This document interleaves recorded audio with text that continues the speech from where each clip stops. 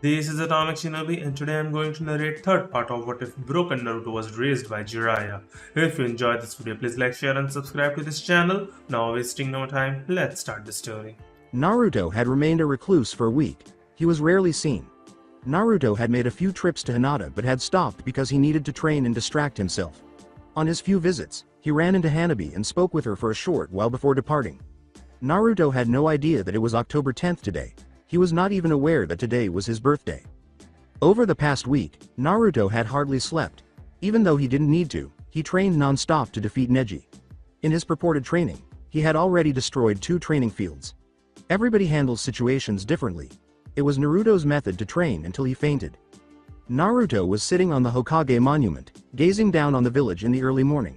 Despite his weariness, he had no desire to go to sleep. Since his hospital visit a week ago, he had not spoken to Jiraiya or anyone else except Hanabi. For the entire week, Naruto had not even communicated with the fox. Naruto's gaze shifted to the village's main thoroughfare, the marketplace. He couldn't understand why the villagers were erecting stands and stringing lights. When he saw a parade float shaped like the Kyuubi, he finally understood. He thought, so it's my birthday, huh? He had hoped to spend that time with Hinata this year, but given the current situation, that was not possible. Well, at least I won't be chased around by the villagers.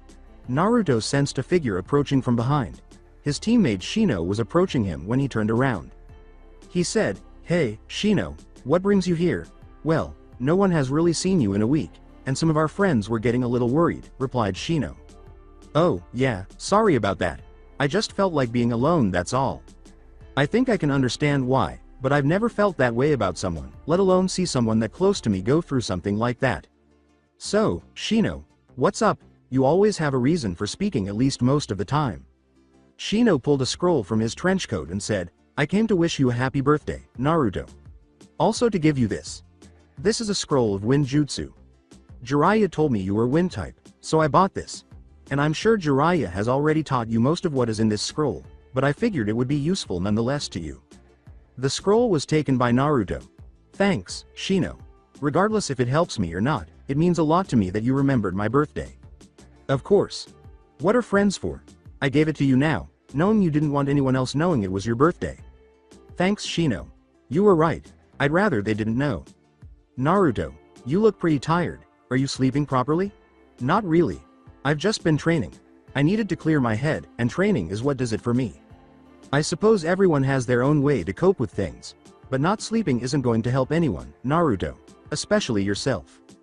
"Yeah, I guess you're right. How is the rest of our class doing since the exams? I really haven't talked with anyone for about a week now." "Well, Sasuke has changed even more. I think I heard him laughing the other day. He's even been spending a lot more time with Sakura the past week, much to everyone's amazement, including Sakura's. I think Sasuke plans on asking her to the festival this evening." "Huh? So Sasuke is finally taking an interest in girls? I was getting worried for a little bit there," Naruto chuckled. "What about Ino? Is she back to normal?" "Yes, she was back out and about the day after the preliminaries. She wanted to speak with you, but figured that, since you disappeared, you wanted to be left alone. Ino's been spending most of her time with Haku, actually. I'm not sure what's going on between the two of them, but it seems more than just a friendship." "So Haku and Ino, huh? Never imagined that one happening." "Indeed. Kiba has been doing his own thing since his loss, training with his family in an attempt to get over his loss to Temari. He's taking the loss harder than I expected. Yes, but to the Inuzuka, winning and losing are far more serious than it would be to you or me. And I think Kiba's mom was upset with how badly he had lost more than anything." "I suppose that makes sense. So what about the others?" "Shikamaru is training Choji. Shikamaru doesn't seem to enjoy hard work." "Yes, that sounds like Shikamaru," Naruto said with a smile. "Constantly griping about how troublesome everything is, etc. Shino, how about you? What have you been doing lately?" "Well, I had to restock my colonies after the preliminary round because I had lost a lot of them in our battle in the Forest of Death. I was fortunate to finish it in just 2 days. New colonies may occasionally require several weeks to properly acclimate to a new host." "What are your thoughts on your matchup with Sasuke?" "I don't think I can defeat him. Right now, he's much faster than I am, and fire and bugs don't mix well. Uchiha are renowned for their exceptional fire-style jutsu skills. Although I don't want to lose the match, I won't needlessly give up my bugs if it doesn't work out. Furthermore, don't you want to defeat Sasuke yourself?" Oh yeah, I've been wanting to see what he's capable of doing, especially when Kakashi is done with him after this month, Naruto said, grinning at Shino's question. What are your bugs to you, Shino? Well, that's a fascinating query. To me, what are they? They are my friends, but they are also a part of me, like an extension of who I am. I can't really explain it to you any better than that. Well, I understand. Alright, Naruto, I'll let you think for yourself. Once more, happy birthday. Shino, who had at least somewhat brightened Naruto's day, shook hands with him and left. Alongside Kurenai and Kakashi it was 9 in the morning, and Kakashi and Kurenai were still in bed. Since the preliminary round, Kurenai had been staying at Kakashi's house, and he had been feeling a little down because of what had happened with Hinata. Naruto had been withdrawn for the past week, and even Shino was feeling a little down. Kurenai was lying in bed with Kakashi, her arms encircling him, happy to lie there with him for the moment, but they would have to get up soon, especially since they heard a knock on the door. Be right back, I'll see who it is, Kakashi said, kissing Kurenai and putting on some sweatpants before leaving the bedroom to answer the door. Anko and Iruka were standing there when Kakashi reached the front door and opened it. With a perverted grin, Anko said, "Well, Kakashi, it seems you've been getting busy with my best friend," before slipping past Kakashi and running into the bedroom, where you could hear the door lock behind her. As they stood there, Kakashi and Iruka could hear Kurenai shouting at Konoha's snake mistress. Within the bedroom, Anko, what are you doing? There is nothing on me. Oh, hurry up, all I want is to sleep with you, what's the matter with that? The problem with it is that I'm nude, Anko, what are you doing? Don't take off your clothes, stop that. Oh, hurry up. Both of us are female. And now that we are both nude, what's the big deal? Anko tore off her garments, exposing her body in all its nudity. The most important thing is that there are people in the other room and you won't do anything strange. Kurenai's words were followed by Anko, who stood at the foot of the bed with an even more twisted smile on her face as she ripped the bed linens off in a single tug, exposing Kurenai in all her nude splendor. All right, let them wait. It's time for some girl fun. Like a cat jumping on a ball of yarn, she then leapt on Kurenai. Beyond the bedroom at that point, the sounds were giving Kakashi and Iruka nosebleeds, and they were visualizing what was happening in the other room, and it was all they could do not to just run into the room and see what was truly happening. When Jiraiya's pervy sense kicked in at the bathhouse, he said, "I sense a great disturbance in the perv," and he purposefully vanished. Jiraiya followed his pervy sense to Kakashi Hitaki's house, where he saw Iruka and Kakashi standing at the front door with bleeding noses. "I always have a pervy sense," he cried out. Iruka and Kakashi both stopped Jiraiya as she ran up to the doorway. "Master Jiraiya, you wouldn't be attempting to spy on two specific kunoichi right now, would you?" Kakashi, whose hand was now electrified and prepared to pierce Jiraiya, asked in a menacing tone. Iruka already had two kunai, one in each hand, and they were both placed at a very important location on Jiraiya's body when Jiraiya turned to face him. "Well, no, why would you believe that?" he said in jest. "Anko, please don't touch my breasts, however, they're the ideal shape and size, they're firm yet incredibly soft. These must be a lot of fun for Kakashi."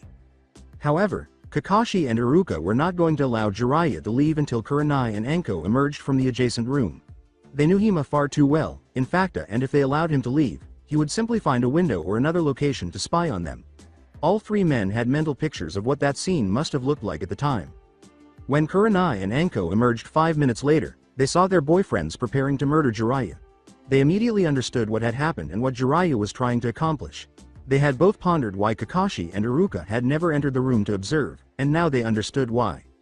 Naturally fully clothed now, the two kunoichi approached Jiraiya with menacing expressions that suggest they are seeking blood. "You perverted old man, you weren't trying to spy on us now, were you?" Kurenai asked in a low, menacing voice, and she noticed that he was holding his pen and notepad. "Could I see both of those kunai, Iruka-kun?" Anko said sweetly. Kurenai received one of the two kunai that Iruka tossed to Anko. Kurenai questioned, "The first person to cut him doesn't have to buy breakfast?" "You're so on," said Anko. "Kakashi-kun, if you would please let Jiraiya go so we can begin our hunt?" With Kurenai and Anko following, Jiraiya dashed out of the doorway as quickly as he could. Iruka and Kakashi observed their furious girlfriends pursuing the perverted Sannin with unrelenting vigor. Kakashi said, "Well, how about some coffee?" He was aware that they would continue until Jiraiya was hurt or maimed by one of them. "Sure," said Iruka. "I'm sure they will be done in an hour or so.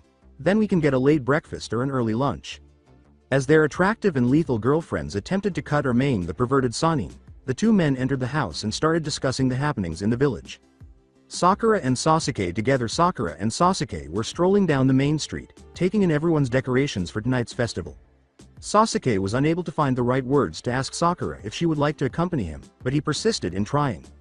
Sakura, however, wasn't even considering that. She was content to be strolling beside Sasuke and conversing with him without receiving a scowl in return.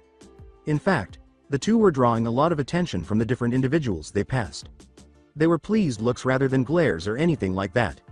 "So Sasuke-kun, have you been training with Kakashi, sensei?" asked Sakura. "Yeah, he's been teaching me a few jutsu along with one that might be able to match Naruto's Rasengan," he said. "What about you? What have you been doing to train since Kakashi is spending all his time with me?" "Well, Kurenai offered to teach me some of the things she knew, like genjutsu, and some various other things. I'd really like to learn medical ninjutsu someday." Sasuke noted that down in case he ever came across a medical ninjutsu expert who was worth mentioning. "Well, isn't that cute?" Sasuke finally got himself a girlfriend, or at least he started noticing girls. Both of them turned red, and Naruto was standing directly behind them. He didn't look very good. He looked as though he hadn't slept for a while because of the bags under his eyes. "What do you need, Naruto?" "We're a little busy as you can see," Sasuke replied. The fact that Naruto cut short his time with Sakura annoyed him a little. "Well, Sasuke, I think that's the first time you haven't insulted me when addressing me," said Naruto. "And just ask Sakura if she wants to go with you to the festival already. It's really annoying watching you pussyfoot around it," Naruto replied bluntly. Sakura simply grinned slightly while glancing at the ground. On the other hand, Sasuke was growing increasingly agitated with Naruto. After overcoming her embarrassment, Sakura asked, "Will you be coming to the festival tonight, Naruto?" Naruto gave a small laugh. "No, I'm not welcome at this festival. I'll be doing my own thing tonight away from this festival," he said casually. Sasuke and Sakura simply gazed at Naruto. What was meant by unwelcome? Who wasn't invited to this celebration? Glaring at Naruto as if he were a murderer, the two turned to face the villagers. Sasuke inquired, "So, have you been training?" "A little. I've been a bit too preoccupied to train yet," he claimed. At that moment, Jiraiya rushed as quickly as he could down the street. Two people he knew very well were right behind him. The two kunoichi also appeared to be furious. With their kunai in hand, they were prepared to maim the twisted Sannin. Anko shouted, "Slow down, damn it, we just want to talk." "How about hell no?" he answered back. Kurenai hurled her kunai at Jiraiya just as he was turning his head back to face his destination, causing her to graze his arm and draw blood. Kurenai shouted, "Ha, I win, Anko. You're buying," as she announced her triumph. "Damn it," Anko muttered, letting out a sigh. The two seasoned kunoichi vanished into the crowd and continued walking in the same direction. Sakura and Sasuke were astounded by what they had just witnessed. They were at a loss for words. Both of them turned to face Naruto, anticipating his response to their query. What? He probably deserved it. He was probably trying to peek on them in the bathhouse or something like that, and they caught him. "Why do you think I call him pervy sage?" replied Naruto. Naruto vanished in a whirlpool of leaves, saying, "Anyway, I'm going to Ichiraku's to get some food, later." Sasuke's gaze shifted to the floor. "So Sakura-chan, how about it?" Sakura gave him a hug. "Pick me up at 7, she said with joy. She released Sasuke and sprinted home. She was probably going to go out and buy a new kimono after trying on all of her nice ones 7 times. Alongside Naruto, Ayame and her father, Tuchi, welcomed Naruto when he arrived at Ichiraku's. Both Tuchi and Ayame said, "Happy birthday, Naruto," almost simultaneously. "Thanks guys, if people come around, please don't talk about it being my birthday, alright?" Naruto said with a smile. He sounded almost begging. "We understand, Naruto," Tuchi said in response. "So where have you been?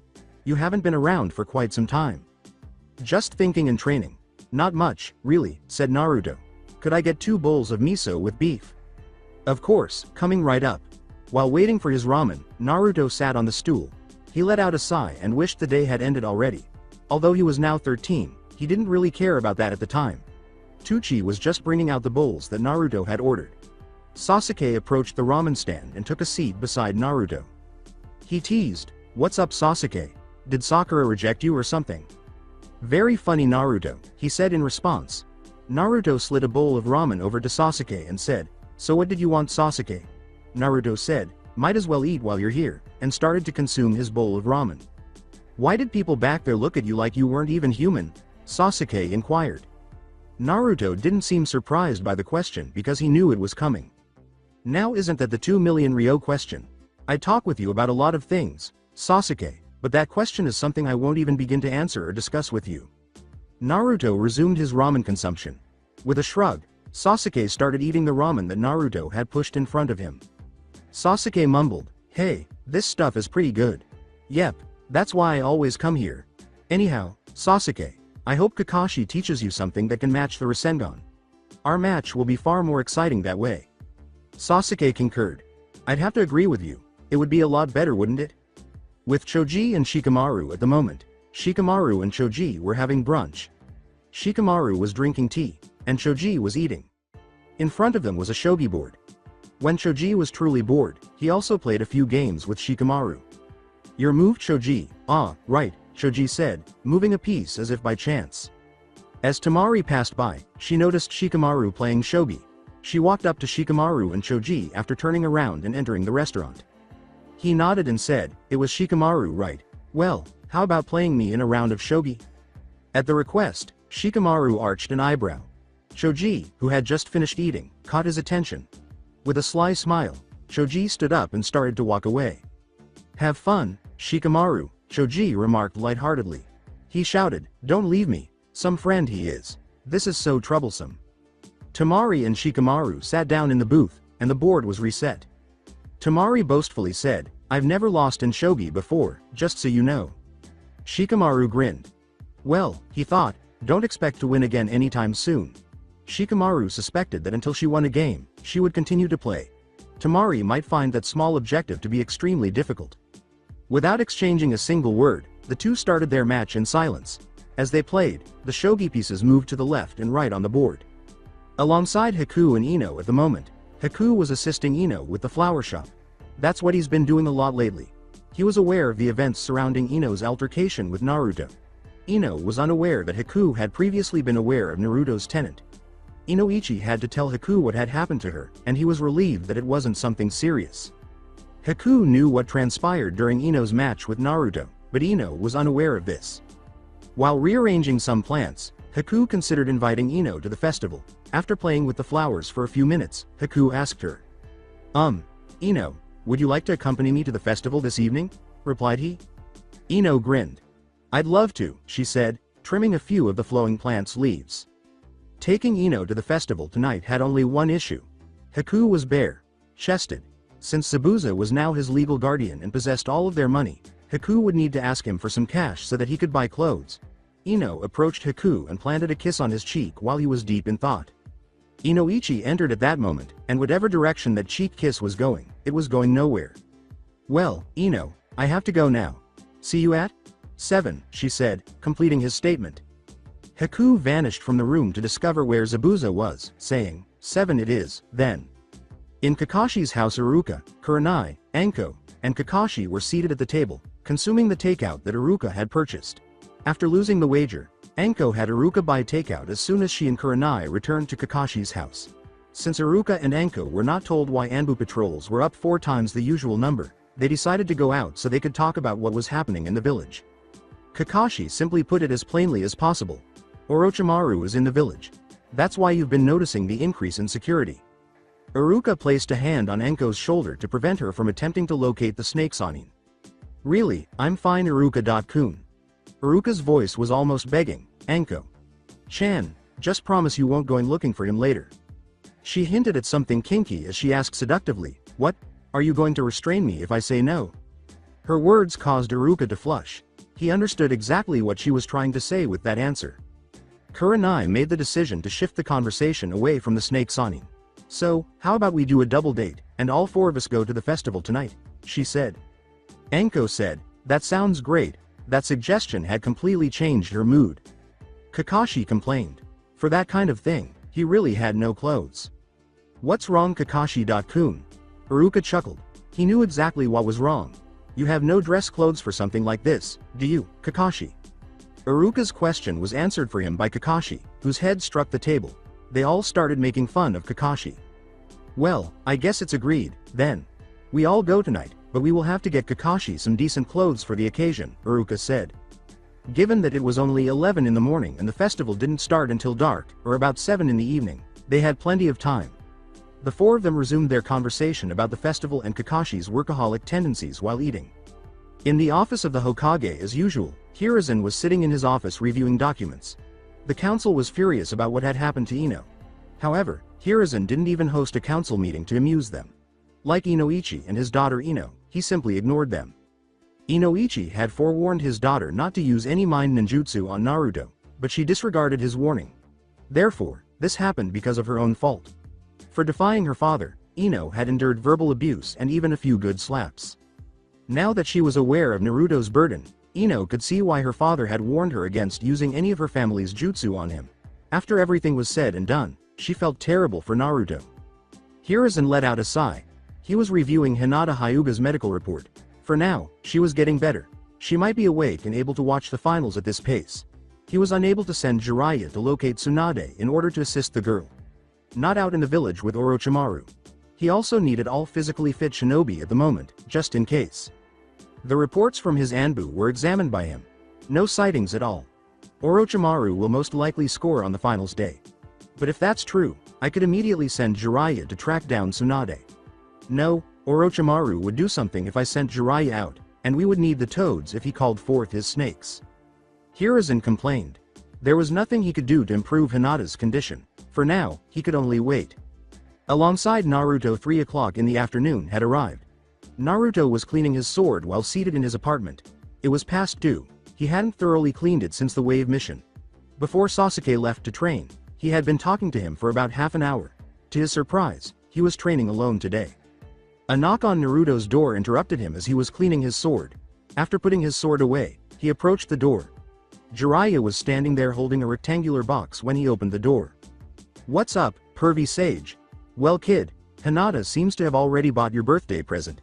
Kurenai just handed it to me a few minutes ago and asked me to deliver it to you. I guess Hinata bought whatever this is and stored it at Kurenai's house for safekeeping." Naruto accepted the box with pleasure when he handed it to him. Naruto removed a cloak after opening the box. Its primary color was black, with blood-red flames at the bottom. Grinning, Naruto hurriedly put it on. The cloak fit just right. Jiraiya remarked, "You look just like your father with that on, Naruto." Jiraiya grinned warmly at his recollections of Minato. "What do you mean? Well, I might as well tell you now. This will either lighten your depressed mood as of late or make it worse." Jiraiya approached Naruto's sword and took it in her hands. After taking out a kunai, he started cutting off all of the silken thread and other ornaments from the sword's hilt. Naruto halted his speech when he noticed what Jiraiya was disclosing. "Pervy sage, what are you?" Beneath all the ornamentation, there was a seal on the sword's hilt. Seals were nothing new to him. Jiraiya taught Naruto everything he knew about seals. Naruto saw that opening it required blood. Jiraiya took the sword from Naruto and said, "This was one of your father's best works, Naruto. As you've already noticed, it's a blood seal. Naruto, this is your inheritance." Naruto merely gazed at the blade. He was now aware of his father's identity. "Why didn't you tell me?" "It was for your own safety, kid, and as your godfather, I did what I thought was best for you. I shouldn't have left you like I did for the first 10 years of your life. I honestly didn't think you would be treated like you were. When I came back and found out what was happening, I took you with me and trained you." Jiraiya took a moment to reflect. "I wanted to wait to tell you who your real parents were. I wanted to wait until you were old enough to understand why they did what they did. I'm sorry, Naruto." "Did Kakashi know about this?" "He knew who your parents were, yes, but he didn't know who you were until I took you with me. Moreover, he knew nothing of that sword's real purpose. This was supposed to be given to you on your 16th birthday, but Kakashi decided on his own to give it to you much sooner. Your father basically hid all his jutsu, and everything he created in plain sight." Naruto merely gazed at the blade. "Why would he use me? Why not someone else? How could the Hokage ask to use someone else's child, when he is not willing to use his own? That is the one problem with being Hokage, Naruto. You have to make hard decisions. I wasn't here when the Kyuubi attacked the village, Naruto. If I had been, I would have taken your father's place when sealing the fox." "What do you mean take his place?" "The method he used to seal the fox required him to sacrifice his soul to the death god to seal the fox. That's what I meant by taking his place, Naruto." "What about my mom? Kushina Uzumaki, she was a fighter, and quite the beauty." Right after giving birth to you, she fought with the old man to hold the fox with the other ninja in order to give your father time to prepare everything he had to. That's what Hiruzen told me. I remember one such woman from that day. She had long red hair and smelled like she just had bore a child. When Naruto asked Jiraiya one final question, he started to leave the room, saying, "I'm sorry for not telling you, Naruto. I'll leave you now to go over what your father and mother left you." Did my parents love me? Jiraiya left the room, giving Naruto time to reflect and review everything his parents had left him. They were counting the days till you were born, Naruto. Naruto released the seal after cutting his finger on the sword's blade. In front of him he saw a rather large chest. Additionally, a blood seal that locked the chest was present. Naruto opened the chest after releasing that seal as well. A photo album, 6 storage scrolls, and at least 10 jutsu scrolls were present. That's what was apparent until he began removing items. Takeshi was asked by Naruto, "Did you know?" The fox didn't seem to mind that Naruto's father had sealed him in, saying, "I had my suspicions, but I didn't know you were the son of the man who sealed me in you." "I see." Naruto pulled out the picture album. His father, mother, and himself were shown in the first photo. His father was standing directly beside his mother, Kushina, who was sitting upright in the hospital bed, holding him. Both of them were beaming broadly. Aside from the photos of Naruto still in his mother's womb, this was most likely the only image of the three of them. As he perused the photo album, Naruto grinned. He didn't hold Jiraiya or his parents responsible for their choices. When they had few or no other choices, they had taken the necessary action. The fox didn't even make Naruto angry. All he wanted was to know who his parents were. Setting down the photo album, Naruto searched the chest. He removed a few of the storage scrolls and checked to see if they were labeled in any way. 2 storage scrolls marked "Weapons" were discovered by Naruto. When he opened one, he discovered that these storage seals were incredibly intricate. Compared to any storage scroll you could buy, these scrolls could hold a lot more. He examined additional scrolls. "Documents" was the label for one, and "Jewelry" was the one that caught his attention. A box materialized before him as he opened the scroll. When he opened it, he discovered a variety of jewelry, including necklaces and earrings. But 3 rings drew his attention. 2 were platinum wedding rings, and 1 was an engagement ring with a single, rather large stone. Naruto mumbled sorrowfully. They knew they weren't coming back, so they sealed all this stuff away before they left. Naruto replaced the scroll in the chest and sealed the box inside the scroll. Naruto replaced the chest inside his sword's hilt. Later, he would examine what his parents had left him. After hurriedly tearing an old shirt and tying it around the sword's hilt, he strapped the weapon to his back and vanished from the room. Jiraiya was present when Naruto emerged on the Hokage monument. Jiraiya stood atop the 4th Hokage's head. Naruto approached Jiraiya and took a position next to him. Naruto mumbled, "You know, this has been one really messed up birthday." "Well, it has been anything but normal for you, I suppose," Jiraiya said. "So are you going to call me your godfather now?" "Fat chance, pervy sage." "Well, can't say I didn't try. So, any questions for me?" "Many. But what I really need to know is, what were my parents like?" Jiraiya grinned and started discussing the differences between his parents. Jiraiya started talking about Naruto's mom. How, like Naruto, he behaved exactly like her, constantly playing practical jokes and having little to no regard for her elders and peers. And his father taught him how far he would go to keep the people he loved safe. When it came to defending Kushina from harm, Minato turned pre-lethal, despite the fact that she was among the deadliest kunoichi he had ever encountered. Jiraiya talked endlessly about his stories about his mother and father and how he behaved like them. He hadn't finished his stories after 3 hours had gone by. Now the festival was in full force. At the celebration was underway. Almost everyone in the village had come to participate in the Kyuubi festival. There were games set up for everyone to play, vendors had set up shop, and the streets were on fire. Kakashi had just arrived at the festival, along with Anko, Iruka, and Kurenai. Kurenai was dressed in a kimono that was dark red and adorned with pink sakura petals. Anko was dressed simply but stylishly in a dark purple kimono. Her hair was down, too. Anko's appearance was nearly entirely different from what she had when she was on duty. They both had a stunning appearance. In fact, Iruka was in awe. He had to ask the dumb question when he saw Anko. Rewind Kurenai had just been picked up for the festival at her apartment by Kakashi and Iruka. They approached and knocked on the front door. Kurenai eventually opened the door, revealing her and Anko in their kimonos. Iruka and Kakashi were drooling a little. Iruka simply gazed at Anko. She didn't look like herself at all. "Are you really Anko Mitarashi?" His question was answered a few seconds later when a fist struck his face. As he stood up, he simply returned her smile. Finish the flashback, it still hurt a little, so Iruka rubbed the side of his face. I'm really sorry about that, Iruka-kun. Saying, it's fine, he laughed. But Anko, you really look different. I doubt anyone knows who you are, he murmured. He was correct. Nobody appeared to recognize her. They saw her as just another purple-haired beauty that Iruka had scored. The snake mistress looked entirely different thanks to the kimono, which no one had ever seen her in before, the minimal amount of makeup Kurenai forced her to wear, and the fact that she wore her hair down. Kurenai and Kakashi grinned as they turned to face Anko and Iruka. Kurenai was happy to hear that her friend had at last found love. Kakashi was still wearing that damned mask when Kurenai looked up at him. Her hopes were crushed when he showed up wearing it, even though she wished he had taken it off. She wished he would stop living in the past and remove his mask, even though she had seen him without it. They saw Ino and Haku as the four of them strolled through the festival area. Ino had on a light pink floral, patterned purple kimono. Given that her mother owns a flower shop, it makes sense. They then caught sight of Sakura and Sasuke shortly after. Sakura's hair matched the pink kimono she wore. It featured some falling sakura petals embroidered on a sakura tree. Sakura appeared to be pulling Sasuke along, but he didn't appear to mind at all. The four of them then came to a halt and repeatedly blinked. They noticed Temari from the sand village strolling alongside Shikamaru.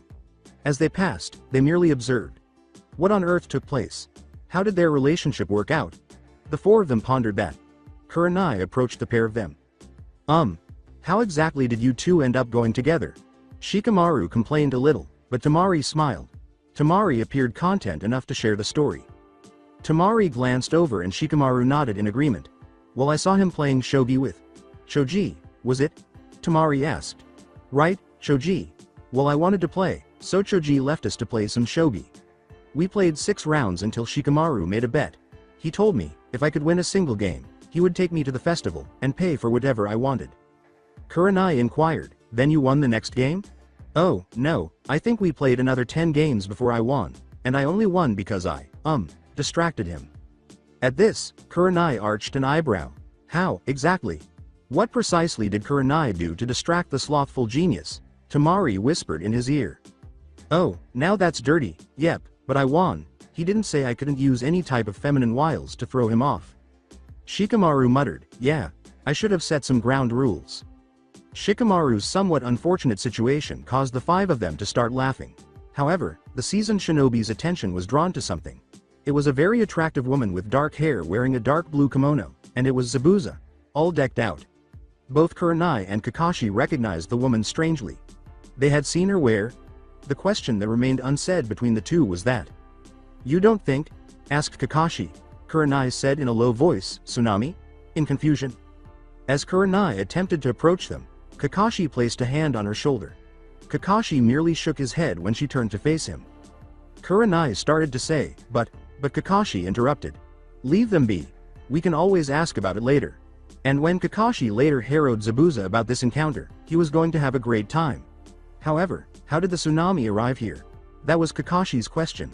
Then he recalled that Gozu and Maizu had been reported to have gone on a mission. He never did finish reading the report at the time, but he decided that their mission was to get Tsunami and escort her here. He snapped out of his reverie to notice Zabuza's joyful expression as he stood beside her. In the 2 weeks he had been waiting for the bridge to be completed, he had been absent a few times. He was now aware of Zabuza's disappearance. Kurenai and Kakashi conversed with one another while Anko and Iruka stood there the entire time. Alongside Naruto was observing everyone at the festival from the rooftops. He had listened to all of Jiraiya's small tales about his parents for just over 4 hours. When he sensed a presence behind him, he kept watching the celebration below. Well, Naruto, aren't you going to take part in the festival this year? It's as much to honor you as it is the other people who gave their lives that day, Hiruzen apologized. If I went, I would just ruin the party for most. Plus, the only person I would like to take to it isn't exactly able to wake up at the moment. Naruto, you know I can't send you right now to find Tsunade. Yes, I understand. If only it wasn't for your former student, I could go. It hurt when Naruto said that Orochimaru was his pupil. Although Hiruzen had great expectations for Orochimaru, it appears that his current state was influenced by the wars and the death of his parents. Men were frequently driven insane by the actual conflict or, even after the conflict was over, by their dreams about it or the faces of the people they had to kill. So you won't reconsider and join the festivities? No, I'm not welcome at this event, and I'd rather not go where I'm not welcome. Plus, what's the point of going to an event like this without a date or something? Hiruzen vanished from the rooftop, probably returning to finish some paperwork. Very well, Naruto. I'm glad to see you're not as upset as you were the other day. Naruto let out a sigh. He was unable to inform the elderly man that he had learned about his parents. Naruto turned to face the festival below. All of his friends were out and about with someone, he noticed.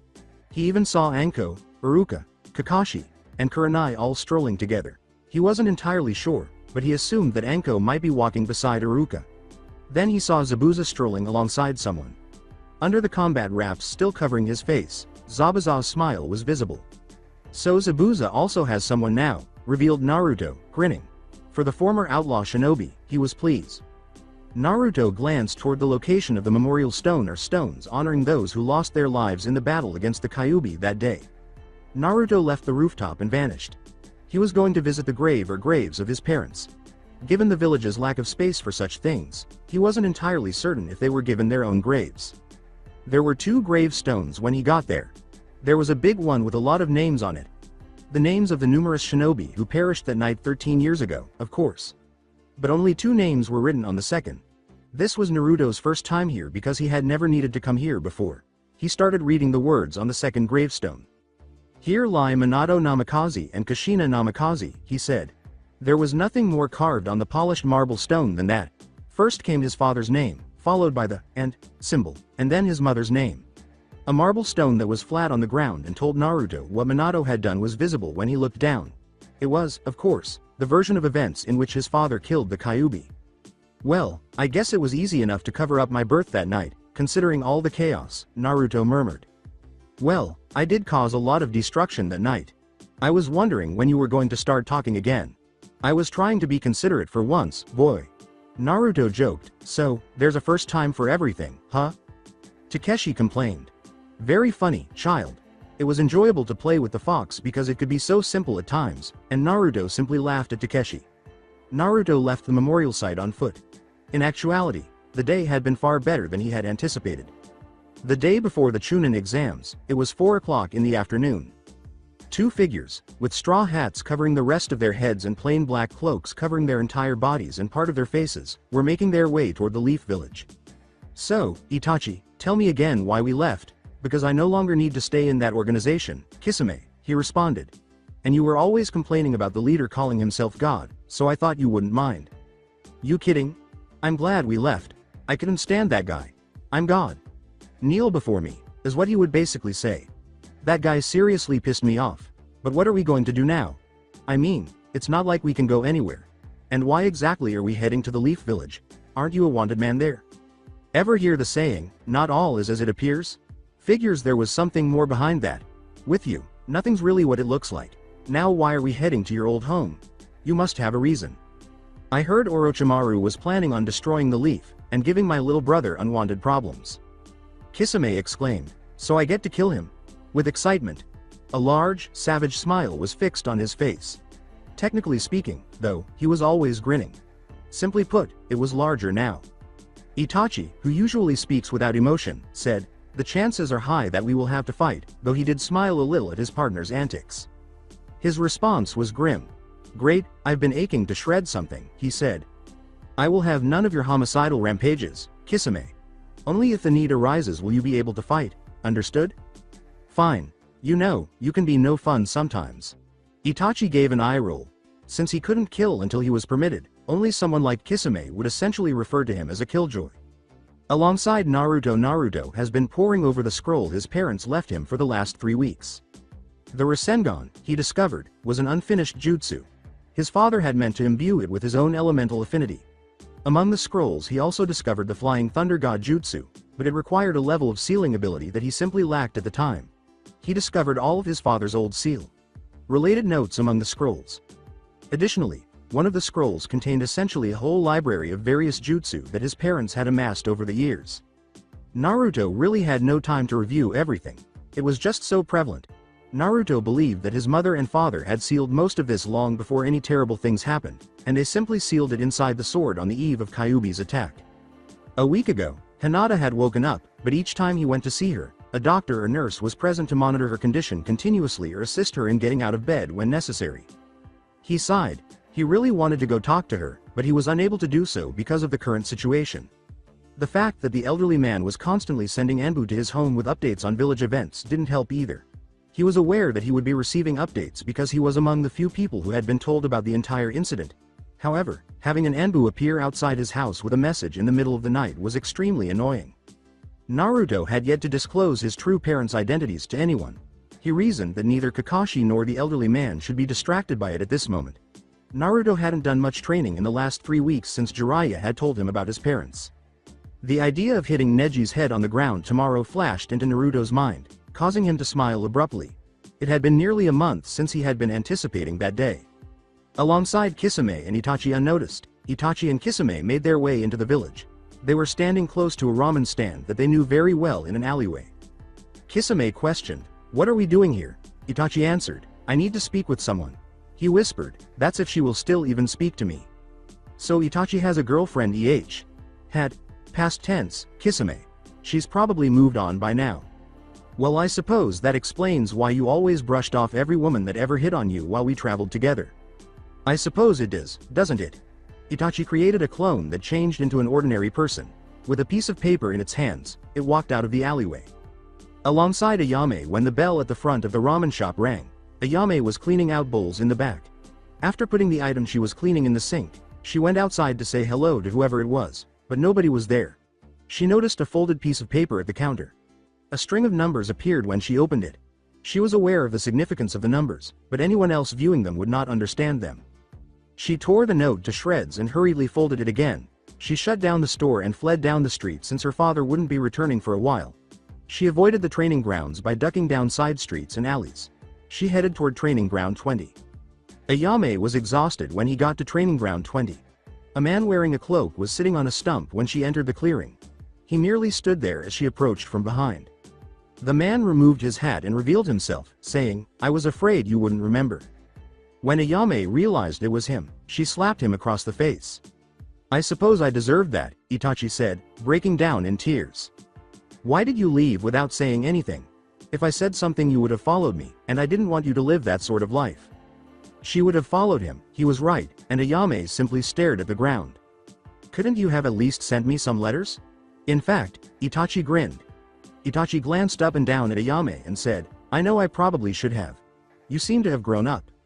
Itachi picked up Ayame's chin and gave her a kiss as she looked at the ground, flushed. Before long, the light kiss turned into them putting their arms around each other and giving each other their best kiss. Kisame complained, "I knew this was going to turn into a kissing scene." Unaware of the man's identity, Ayame leapt for safety behind Itachi. "It's alright, Ayame-chan. He's just my partner, although he is, how should I put it, psychotic at times." "I'm hurt, Itachi. I'm sure," he retorted mockingly. Abruptly, Ayame encircled Itachi with her arms. She said sadly, "Are you going to leave now?" "No, I'll be around at least for the next few days. I'm sure you understand right now that no one can know I'm in the village." Ayame replied with a nod. "Will you at least stop by a few times before you leave again?" Itachi grinned. "You make it sound as if I'm just going to leave again. You know, watching you smile is actually kind of scary, Itachi, seeing as you're always rather emotionless," said Kisame. "You're a wanted man," Ayame said, utterly disregarding Kisame. "Well, you left last time right after, you know, and it's not like you can really stay." Itachi let out a sigh. Itachi kissed her and he and Kisame vanished, saying, "I have to go for now. I'll stop by the shop sometime later." With a smile, Ayame left the training area. She was glad he was back for a little while, even if he did not stay. Returning to the ramen stand, Ayame wandered. Returning to the ramen stand took her a lot longer than getting to the training field. When Ayame returned to the ramen stand, her father was not happy that she had gone missing and left the stand unattended. "So are you going to tell me where you've been for the past 3 hours?" She simply grinned and went to clean the pots she had forgotten in the back of the stand. Tucci made the decision to ignore it. She felt happier than she usually did. There's no use spoiling it. When Naruto sat down and gave his command, Tucci was startled out of his reverie. "Yo, can I get 3 bowls of miso with beef?" "Sure, Naruto, coming right up," Tucci said, returning to the kitchen to start cooking. "So Naruto, where have you been? I mean, you've only come about 5 times since your birthday." "Yeah, sorry about that. I've just been really busy, that's all. Of course. Are you ready for the finals tomorrow? Been ready for about a month now. I'm tired of waiting. I see. Well, do you think you can beat Neji? He is the Hyuga prodigy after all. Naruto began to grit his teeth and said, "Oh, I'll beat him. You can count on that." His desire to beat him into the ground was strong. Tucci arrived from the rear with Naruto's command, saying, "Good. I'm glad to see you're in high spirits about it." Tucci presented Naruto with the order. "Thanks, Tucci. No problem," alongside Jiraiya. When Jiraiya saw two figures wearing rather large straw hats and completely black cloaks, he simply unlocked the door to his house and entered. "Ah, Itachi-one, I see you got my message, but who's your friend?" Jiraiya nodded and said, "This would be Kisame. I'm sure you've heard of him. So the snake is back in the village. Do you have any new information as to what his goals are?" "Yes, other than your brother, and he wants to destroy the village, but we've known that for some time. To accomplish that he will need a lot of help, and the only ones in the village that can give that kind of support would be the Sand Village. But I don't have any proof to support that theory. If my old teammate is planning anything, he'll spring whatever he has planned tomorrow, during the finals." "I see. What do you wish for me to do? You called me back for a reason after all. If this turns into a war, the village will require your services once more, Itachi. I know you wanted to take what really happened that time with your clan to your grave, but there might not be a village if you still wish to keep that secret." Itachi let out a sigh. "Very well, I suppose it was only a pipe dream to think I could keep what happened that night a secret forever," replied Itachi. "How is my little brother these days?" "Well, for the longest time, he was a little prick, to be honest. But in the past month and a half or so he's been more sociable and nicer to people. Hell, he even has a girlfriend now." "Really? I see. That's good. I heard you took another apprentice, is that true?" "Yep, he's fighting in the Chunin exam finals like your brother is tomorrow." "Is he now? That might prove to be an interesting match." Naruto entered the room as Jiraiya's front door unlocked at that precise moment. Naruto glanced at Jiraiya in the room after glancing at the other two individuals. He pointed to Kisame and said, "So who's the jolly blue giant? And what's the Uchiha traitor doing here?" "And that would be my apprentice. As you can see, he doesn't show a lot of respect for others. I call them like I see them, pervy sage." Both Itachi and Kisame turned to Jiraiya. With a sigh, Jiraiya took a seat. "Well, Naruto, take a seat. I might as well tell you the whole story since you're here," Jiraiya said. Alongside Temari had been playing shogi with Shikamaru for the majority of her free time. She only ever won once, and that was when she employed some rather unconventional strategies. But she was content. It was enjoyable to spend time with Shikamaru. She liked him for some reason she didn't know, even though he could be lazy and call her troublesome. She was reconsidering her decision to carry out the invasion. This village and its inhabitants appealed to her. Even though Temari knew she shouldn't become attached to anyone, it just happened. She had grown quite fond of Shikamaru since the festival. When Temari approached and unlocked the door of the building where the Suna shinobi were to stay, Kankuro was waiting for her. "I hope you're not getting too attached to that Shikamaru guy. You know what's going to happen tomorrow, right?" Kankuro replied. "Oh. Of course.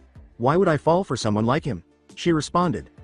When she responded, she sounded a little apprehensive, but Kankuro ignored it. Temari entered the adjacent room and took a seat on the sofa. She turned to face Gaara, who stood in the corner. Since the preliminary round, he had been behaving strangely. That is, stranger than usual. He would only grunt or say, "Leave me alone," when she tried to talk to him about it. The fact that she couldn't even speak to her own brother annoyed her. However, it was Gaara. His early years weren't particularly remarkable. Kankuro entered the space. "So, Temari, ready for tomorrow?" "Not really," she said in response. "Do we really have to go through with this?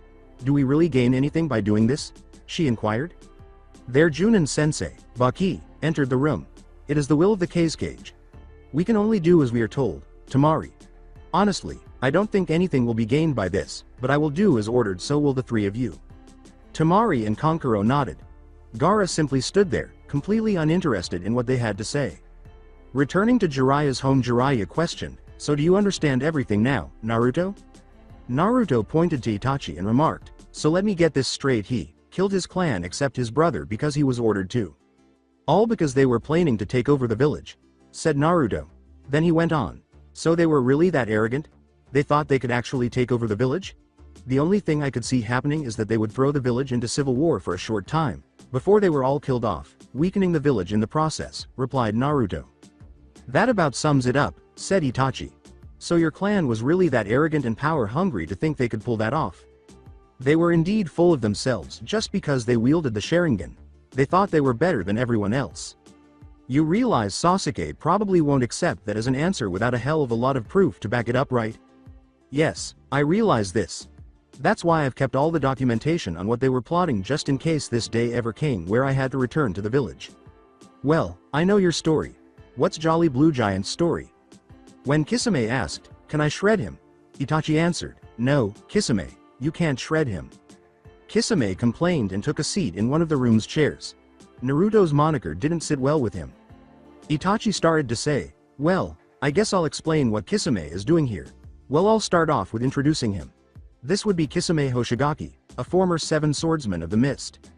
Just like Zabuza, then, Naruto said, cutting him off. Kisame remarked, oh, so little Zabuza is here? Little? Inquired Naruto. Anyhow, I suppose you could say we're friends. We met in some bar near the borders of Land of Rock and Fire a few years back. We traveled together for a time before we were confronted by a man with an offer to join this organization called Akatsuki. It's an organization filled with S-rank criminals like myself and Kisame here. Yeah, and the leader always calls himself God and whatnot. The guy is seriously messed up in the head, said Kisame. As Kisame says, he is quite deranged with delusions of grandeur. We don't know who he is though. He never reveals himself to anyone. We were only in the group for a few years before I received your letter, Jiraiya. But their goal is people like Naruto. Naruto sighed and remarked, and I thought my life couldn't suck any more than it already did. So they're after the tailed beasts. Well, that is certainly not good, Jiraiya murmured.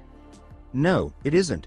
Orochimaru was in the organization as well at one point, but he has since left, Itachi replied. So, my old teammate was in it as well? Makes sense, I suppose. They were about to go on when Hiruzen entered the room. Before approaching them, he gave Itachi a smile. Well, Itachi, it has been some time. I'm sure Jiraiya has already told you your services will be required once more. And what happened that night will have to come out, Hiruzen said. Yes, it has been some time, Hokage. Sama. Jiraiya has told me all about it, and I figured as much, Itachi responded.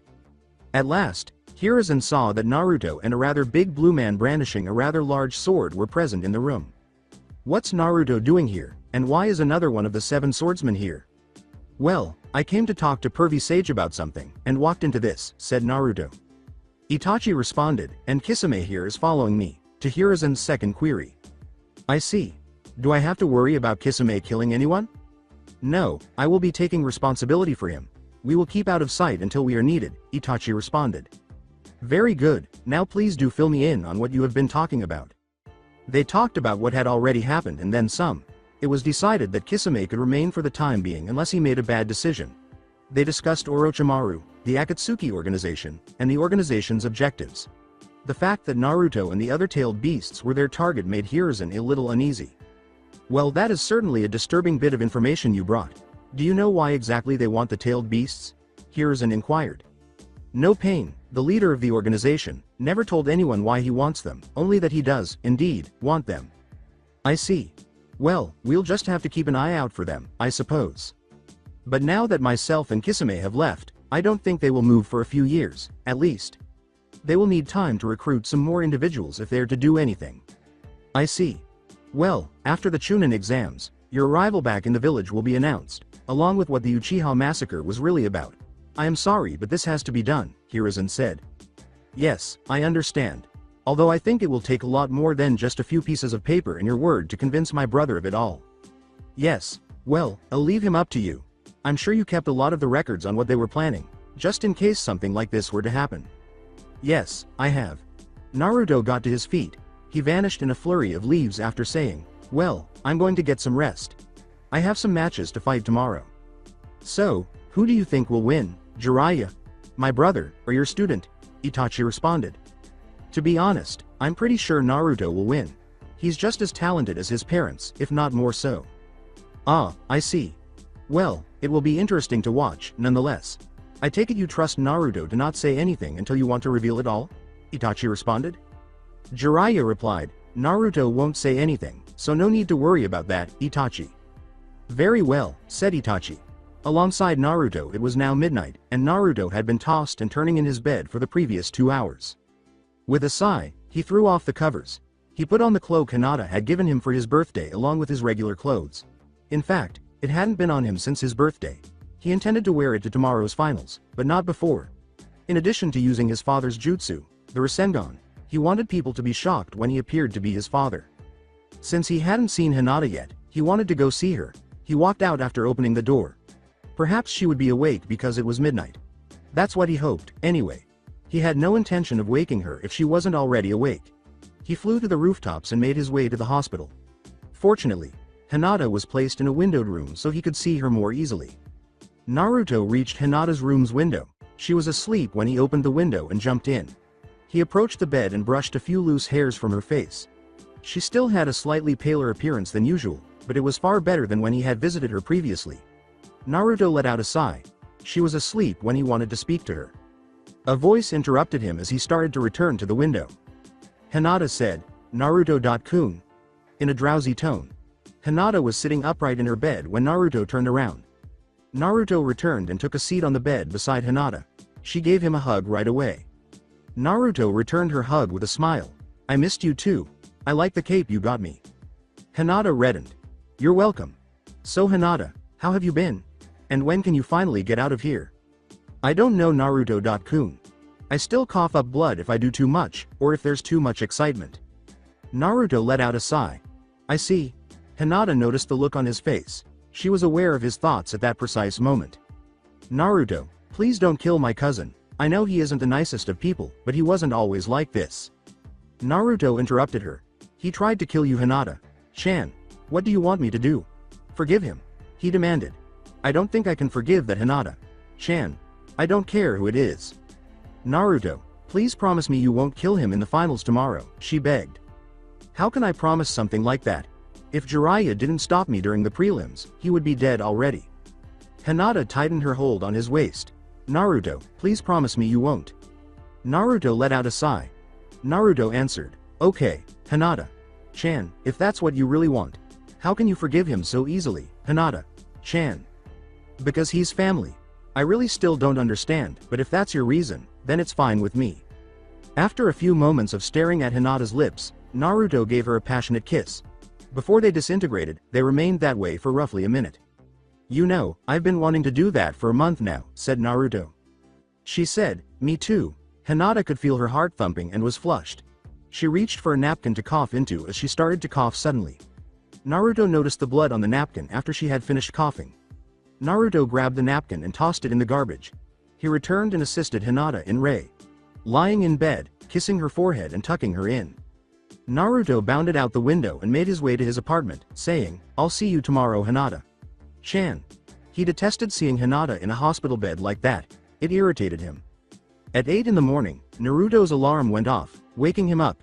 He climbed out of bed and put on his clothes. Neji was going to get what he deserved today. He saw two cloaked figures in his apartment as he entered the bathroom to brush his teeth. "Might I ask what you two are doing here?" "Well, the only place in the village that isn't being watched happens to be your apartment building.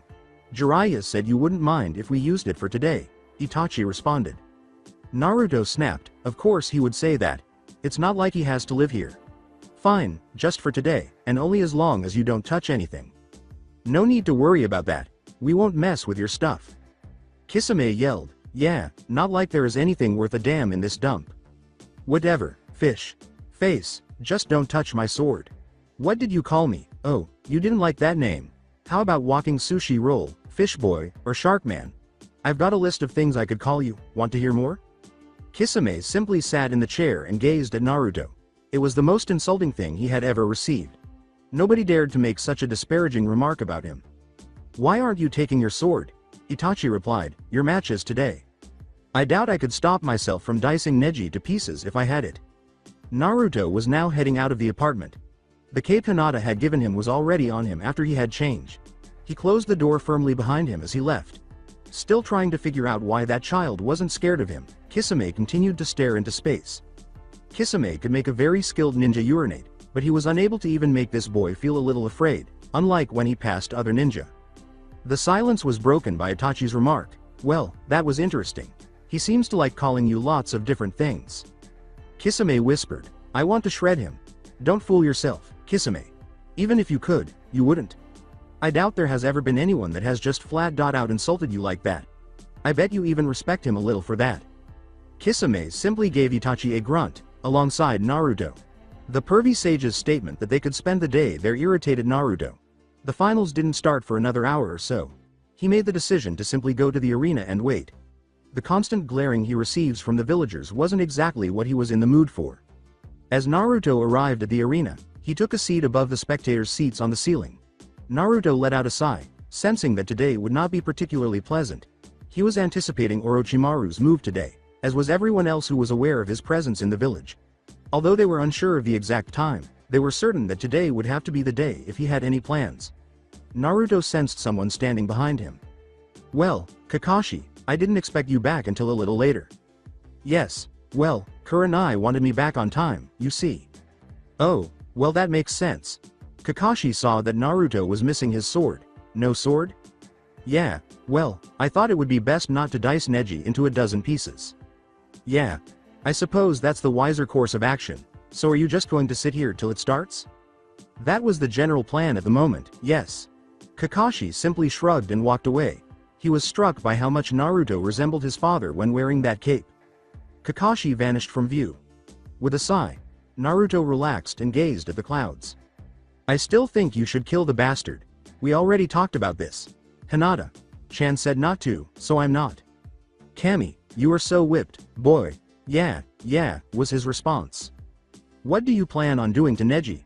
"First I'll toy with him, and then I'll crush him like an insect under the heel of my foot." "I like that plan." Before Naruto heard people assembling in the stands below, he lay there discussing current affairs with the fox. The majority of the genin who were in the finals had gathered in the middle of the arena floor when he stood up and moved to the edge. He continued to wait until all of the genin were present. On the floor of the arena every genin was present. That is, everyone but Naruto. It was almost time for him to appear, but he had not yet. Before Neji spoke, they stood there staring at one another. "I guess he was all talk and nothing else." "Funny, Neji. I wonder how well you could fight if you couldn't use your precious Byakugan," replied Naruto. Neji jumped. He was now standing beside Naruto. "Well, Naruto, I see you're finally here," said Hayate. "Yeah, sorry, I was a little sidetracked is all." Gazing up at the throng, Naruto could hear their murmurs about his appearance. He looked around the throng before focusing on Hinata. She was seated beside a medic and Kurenai. There was worry in his eyes. She didn't still need a medic by her side, in his opinion. Alongside Heishi and the other Hyuga were seated. Hanabi was at his side. Something seemed to be bothering her. He let out a small sigh and looked at Naruto, who was gazing at his oldest daughter. He was staring at her, and he didn't like it. When Hanabi got up and began to yell, he snapped out of his reverie. "Kick Neji's ass, Naruto." Following that highly Hyuga-like performance, Hanabi sat down again.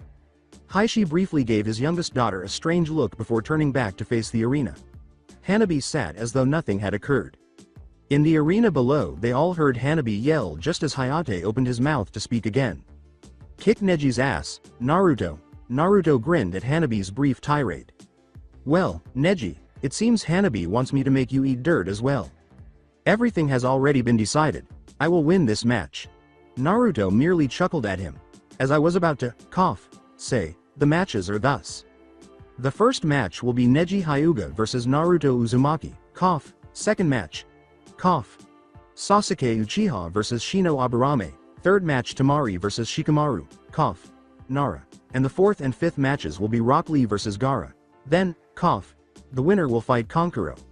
After the first fights, the winners will fight each, other and so on until the final fight. Understand? Oh, and before I forget the rules are, the same as before," Hayate said. They all nodded, and it was easy to remember the line, "Up in the rules." "Good. Neji and Naruto, stay. The rest of you, head back up." With the exception of Naruto and Neji, everyone went upstairs to the balcony to watch the matches. Hayate declared, "Naruto Uzumaki versus Neji Hyuga in the first round, for the first time without coughing, begin." Neither Naruto nor Neji attacked, they simply stood there. "So Neji, are you going to come? Or is the great prodigy of the Hyuga clan scared of the outcast of the village? Didn't you just say you would win this match? Or perhaps you were all talk and nothing else?" Neji's teeth started to grind. He found it incomprehensible that Naruto could so easily irritate him. Neji rushed towards Naruto and hit him multiple times in quick succession. Despite blocking all of them, Naruto gave the impression that he could only partially stop Neji's attacks. This went on for a minute or so before Naruto allowed Neji to hit him. Neji delivered a palm strike to Naruto's right shoulder, but it didn't appear to have much of an impact on him. Neji was annoyed. Despite being struck, Naruto never stopped smiling. With a leap back and a hand gesture, Naruto formed 4 clones and launched an attack on Neji. Neji deflected their punches and kicks. Neji shouted, 8 trigrams palms heavenly spin. The 4 clones vanished into smoke clouds. The fact that Naruto and Neji possessed such advanced jutsu astounded the ninja in the crowd. Both of their jutsu had been performed with ease. Once again, Naruto and Neji stood apart. Well, so you do know something more than palm strikes. Of course I do. I am the prodigy of the Hyuga clan, even if I am only a branch member, Neji responded. His voice was full of confidence and haughtiness. Neji observed Naruto adopt a soft fist position. Even though it was sloppy, the position remained the same. That really irritated Neji. Neji charged Naruto, and the two of them started to move quickly around the arena. As they battled, Naruto was merely deflecting Neji's blows.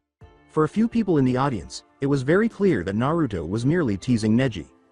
Now that he couldn't land another hit, Neji was getting frustrated and struck randomly.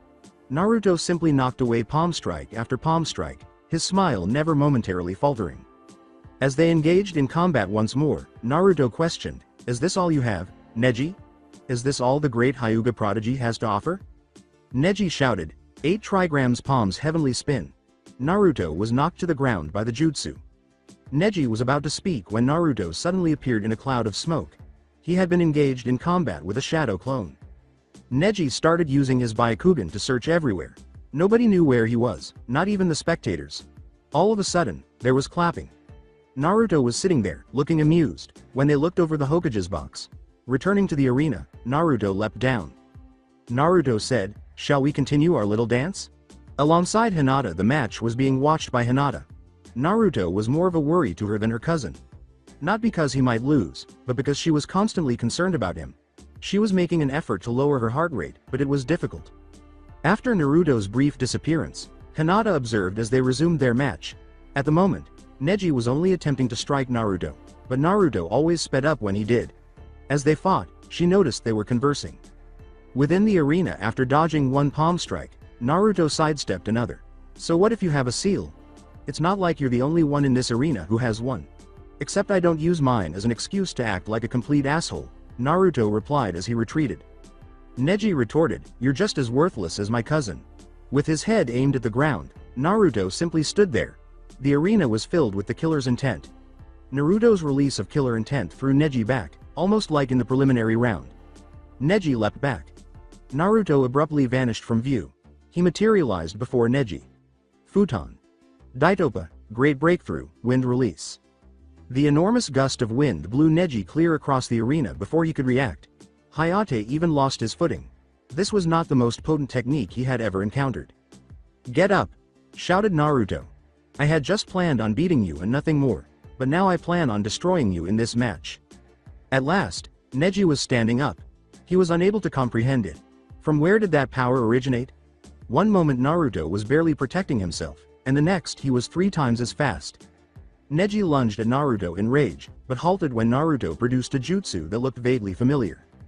"Are you hesitating, Neji, just because I created a Rasengan?" Neji was hurried by Naruto, who swiftly closed the distance between them. Neji barely escaped when Naruto threw the Rasengan at her. Before Neji could respond, Naruto kicked him in the stomach. Neji soared a few yards before colliding with the earth and slamming to a halt. Then he rose once more and assumed his position. Flying through hand signals, Naruto yelled, "Wind Release! Dragon Fists!" Each of Naruto's fists had a dragon's head that was made entirely of wind. Enhanced chakra. "This is a jutsu I made myself, while I was training with Pervy Sage. He doesn't even know that it exists along with a few others. In the box of the Hokage, that is quite the interesting jutsu." "Yes, it is," Hiruzen said in response to the Kage's declaration. "What rank would you put it at?" "Well, I'm not sure. We will have to wait and see what type of destructive power it has before we can make that call," he said. "Agreed, but if it's as destructive as I think it is, it will probably be BA ranked." They observed as Naruto used this novel and intriguing jutsu to charge Neji once more. Within the arena, Neji shouted, 8 trigrams palms heavenly spin. Naruto struck the chakra dome with one of his dragon fists. Neji flew into the arena wall as he tore through the dome. After sprinting towards Neji, Naruto delivered the second fist. Neji just managed to leap out of the way. The arena wall was completely pierced by the fist's impact. Neji would have most likely died if the jutsu had struck. Since the jutsu had defeated one of the Hyuga's strongest defenses, some of the Junin in the audience were astounded by its strength. The power that Naruto possessed made the other audience members frightened. The Hyuga elders, however, were not pleased that Naruto had so easily defeated one of their most valuable moves. Slowly turning around, Naruto saw Neji standing up once more. Neji was standing up shakily and slowly. He turned to face Naruto, who had a murderous expression on his face. Neji began coughing up blood on the floor out of the blue. He had underestimated the damage caused by the attack that had torn through his jutsu. Now his ribs hurt like hell. Slowly, Naruto approached Neji. As he had promised, he had been destroying Neji. Naruto grabbed Neji by the wrist after he struck him. Before hurling Neji against the arena wall, Naruto swung him around like a rag doll. Neji's mouth exploded with blood as he struck the wall. He had struck the wall so hard that it cracked. Naruto approached Neji and positioned himself in front of him. While coughing up blood, Neji questioned, "Why did you miss with your last jutsu?" "Because Hinata asked me not to kill you, so I missed on purpose." "You were just toying with me from the beginning?" Naruto turned and started to leave, saying, "I was." He paused and spoke a few final words. "Hinata was right. You really are pathetic right now. Oh, and one last thing, if you ever touch her again, I'll kill you." A few seconds after Naruto had concluded his speech, Neji collapsed against the wall. Hayate showed up beside Neji and made sure he was still alive by checking his pulse. Winner: Naruto Uzumaki. There was silence, no applause from the crowd. Naruto didn't really care about their approval at the moment. He was expecting this. Until he looked up into the stands, the killer intent was still leaking from him. Before vanishing from the arena floor in a whirl of leaves, he briefly glanced up at Hinata. Medical personnel hurried outside to assess Neji's condition. They performed a brief medical scan on Neji as they were removing him from the arena floor. His left leg was broken, his right forearm was shattered, and he had multiple broken ribs. Neji had been severely damaged by Naruto. In the bleachers finally, Hinata's heart was beginning to play tricks on her. She could feel her heart pounding too quickly from the match. Kurenai noticed that she had coughed up blood into her hands. Kurenai hadn't wanted Hinata here because she knew it would make her condition worse. "Okay, Hinata, it's time we got you back to the hospital." However, Hinata at least wanted to attend this match. The medic's hand started to glow after he performed a few head seals. He covered the spot where Hinata's heart was with his hand. "Yes, it's best we get her back now. Her heart is beating far too fast right now," he said. Kurenai quickly left the stadium for the hospital after picking Hinata up. "Sakura, have you ever seen Naruto like that before?" replied Ino. "You mean that merciless?" "No, I can't say I have." Kiba added, "I'm just glad I didn't have to fight him," to the discussion. "You got that right. Neji won't be leaving the hospital for a while," Shoji remarked while he ate some chips. "How did the match go?" Ino exclaimed joyfully, "Oh, Haku-kun, you finally made it." Haku sat down beside Ino and said, "Yeah, I apologize for that. I just had other things I had to take care of first." The field and the rather large hole in the arena wall caught Haku's attention. Haku questioned, "Did Naruto do that?" "If my understanding is correct, he used a jutsu known as Dragon Fists to accomplish it," Kiba said. Haku simply nodded in agreement with Kiba's statement. Some of the Junin were discussing the recently concluded match. "So, Kakashi, what did you think of the match and young Naruto's rather powerful jutsu?" asked Guy. "Well, I think Neji got what he deserved, to be honest. About Naruto's jutsu, I think it is rather creative and powerful, and I doubt we've seen all of them," he responded. "It saddens me to say this, but I have to agree with you about Neji. Maybe now he will get off his high horse," replied Guy. "I hope you told Lee to not go overboard with his match, considering what may or may not happen." "Of course. I told him if he can't win with taking off his weights, he would have to forfeit." "How did he take it?" "Not that well, but that's to be expected." Agreed. The next match that was called out caught everyone's attention. Within the arena, Hayate declared, "The next match is Sasuke Uchiha versus Shino Aburame." Both of them leapt into the arena. Despite having the opportunity, neither of them had yet to speak with Naruto. In anticipation of Hayate's signal to begin, the two positioned themselves in the middle of the arena. "Begin," said Hayate. It was Sasuke who initiated contact. Pulling out a kunai, he hurried Shino. When Shino saw this, he followed suit. Shino put a lot of effort into his taijutsu training over the past month, even though he knew he wouldn't be able to defeat Sasuke in this kind of battle. When their kunai clashed, Shino dodged Sasuke's kick and then slashed at Sasuke's arm in retaliation. Sasuke swerved swiftly to sidestep the blow. "He's quick," Shino reflected to himself. Although Shino was aware of Sasuke's speed, he was surprised by how much faster he was. Shino saw that Sasuke's Sharingan was not activated. Shino knew Sasuke would notice if he released his bugs, so he had not yet done so. Shino had no intention of wasting his bugs in this way. What appeared to be a glorified sparring match continued. Shino could hardly keep up with Sasuke's assaults. Sasuke was reserving his energy for his battle with Naruto, Shino realized. Shino was launched through the air after Sasuke abruptly accelerated and kicked him in the stomach. Shino landed on his feet after recovering in mid-air. To put some distance between himself and Sasuke, Shino leapt back a few yards. Shino was aware from the beginning that he would probably lose this match. But what's the point of surrendering without a struggle? "Well, Sasuke, I didn't expect to win this match, and I have a feeling you're saving your energy for a certain fight, am I right?" "Indeed I am." "Very well then. How about we end this with a little flair?" "I'm game." Shino let loose a huge swarm of insects. They emerged from every crevice in his overcoat. The swarm that emerged resembled a furious beehive that someone had unintentionally stepped on. When Shino waved his hand, the swarm charged at Sasuke. The fireball tore through Shino's swarm of beetles, burning them to nothing as Sasuke ran through the hand signals. Kaden. Gukaku no Jutsu. Fire style. Fireball Jutsu. Shino was directly hit by the fireball, which engulfed him in flames. When the fire subsided, Shino's former position was replaced by a few boulders. To get away from the flames, Shino had switched places with some of the rubble from Naruto's match. "Well, Sasuke, I concede, I am no match for your speed, and my bugs are no match for your flames." Hayate questioned, "Did I hear that right? You're forfeiting, Shino?" "Indeed. Winner. Sasuke Uchiha," declared Hayate. Shino and Sasuke left the arena and headed in the direction of the other genin. As soon as the fight's winner was announced, the stands cheered.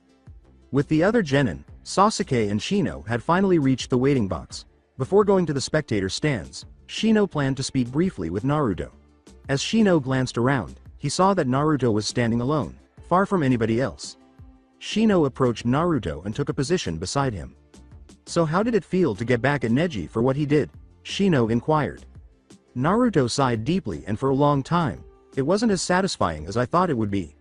Sure, I beat the hell out of him, but it didn't make me feel any better." "Well, I guess that's to be expected.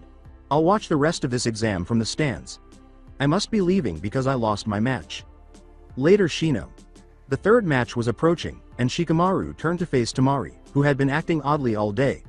Temari appeared to be thinking about something, so he hadn't bothered to ask her because he assumed it was none of his business.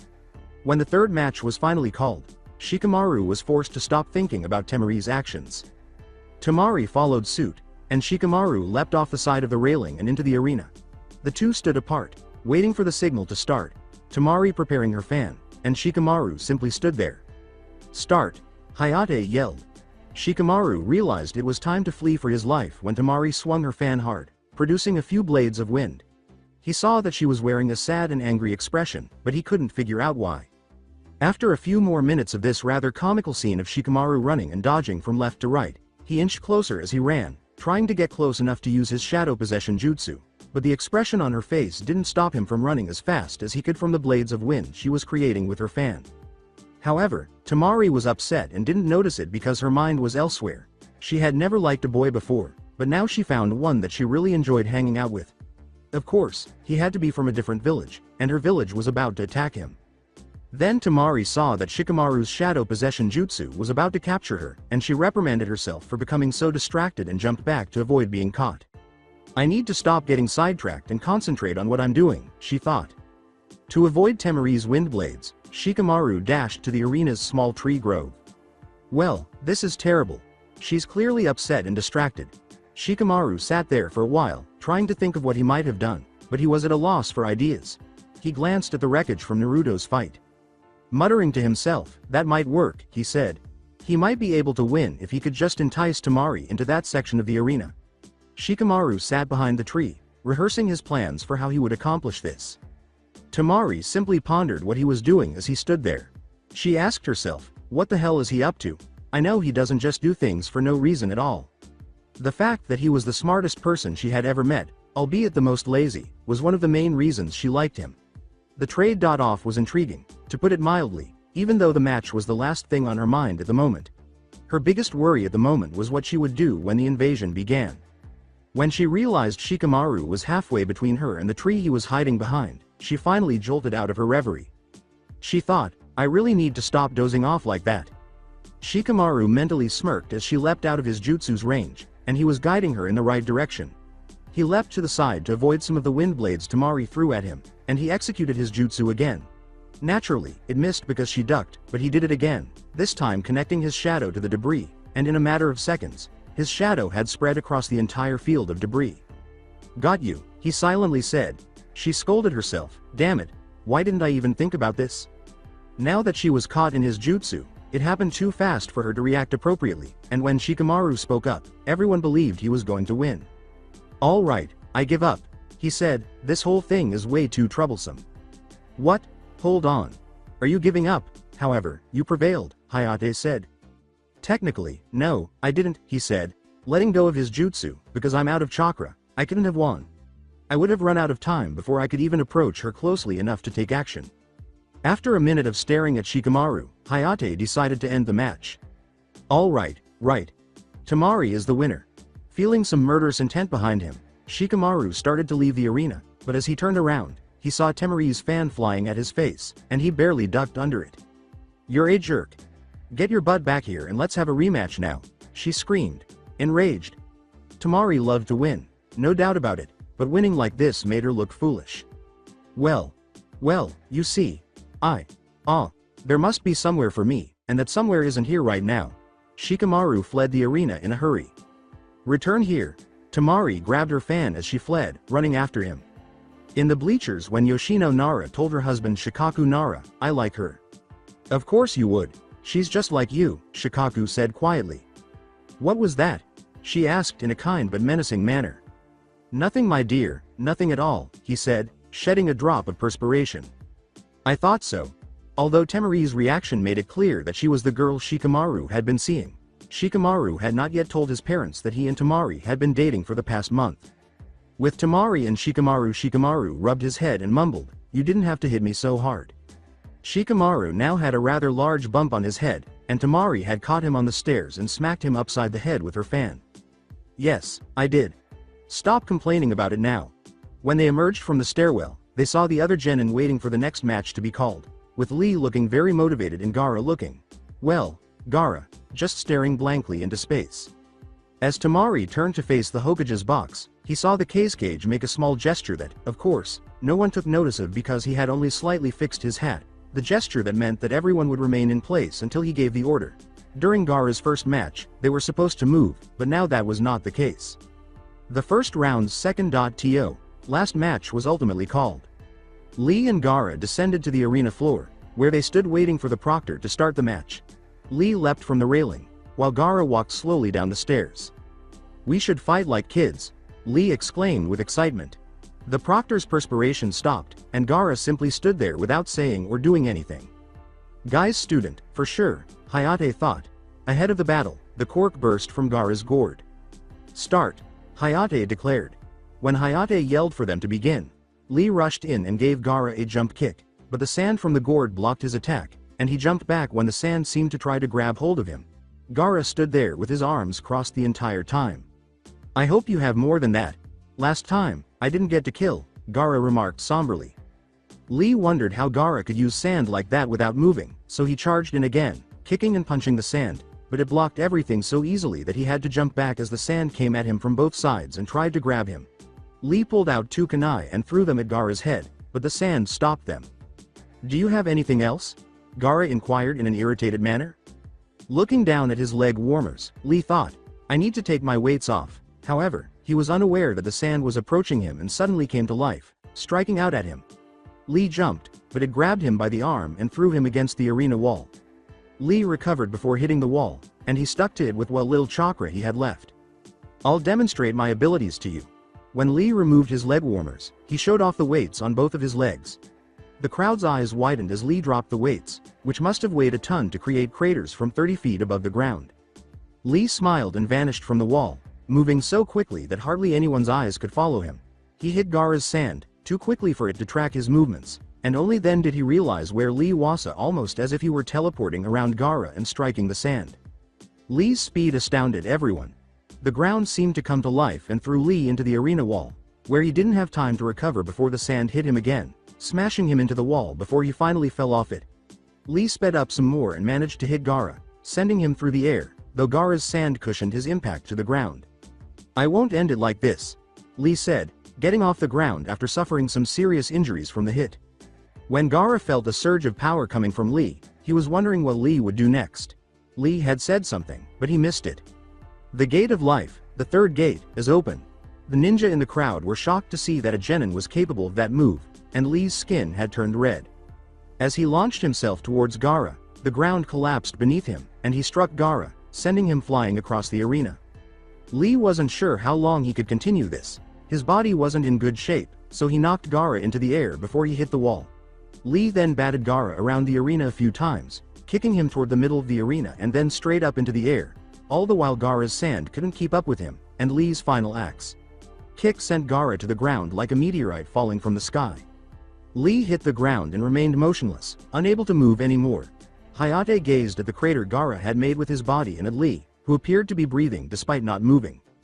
Hayate muttered to himself, well, it seems like it will come down to who can stand. He started to notice movement coming from the crater Gaara was in, and he glanced at Lee, who appeared to be in no hurry. Gaara stood at the edge of the crater, his face displaying a murderous expression. Incapacitation is the Gaara winner. No, he's still alive. Gaara's tone was bloodthirsty. When Gaara heard a voice from the Hokage booth, he stopped moving his sand toward Lee. Enough of that, Gaara. The voice of the Cage echoed around the arena. Gaara's gourd got its sand back. With a sigh, Guy came up beside Lee and lifted him up, saying, I told you not to do that, didn't I? I'm sorry, Guy. Sensei, Lee said, coughing. I was unable to leave things alone. You'll train harder after you're well, but I'll let you off this time. With a feeble smile, Lee said, yes, Guy. Sensei, Lee said, attempting to gather his remaining strength. Without waiting for the medics to arrive, Guy took Lee to the medical bay. Hayate was interrupted, saying, next match Gaara versus Kon. Well. Kankuro yelled down to Hayate, I think I would like to forfeit my match. Hayate whispered to himself, well, I don't blame him that Gaara kids are insane. Then, I suppose we'll be heading straight to the semifinals. Come on in the ring. Sasuke Uchiha and Naruto Uzumaki, Hayate declared. It had only been a few minutes since Hinata returned to the hospital. She never imagined seeing that person again. From the land of waves, it was Tsunami. Gozu and Maizu were protecting Tsunami. After greeting Tsunami, Hinata and Kurenai headed to Hinata's hospital room with the five of them. Outside the door, Gozu and Maizu stood as the three women conversed. The three women had just concluded their discussion about Hinata's hospitalization. Tsunami exclaimed in shock, that's terrible. How could your own cousin do something like that to you? Hinata was wearing a dejected look. It's complicated, Tsunami.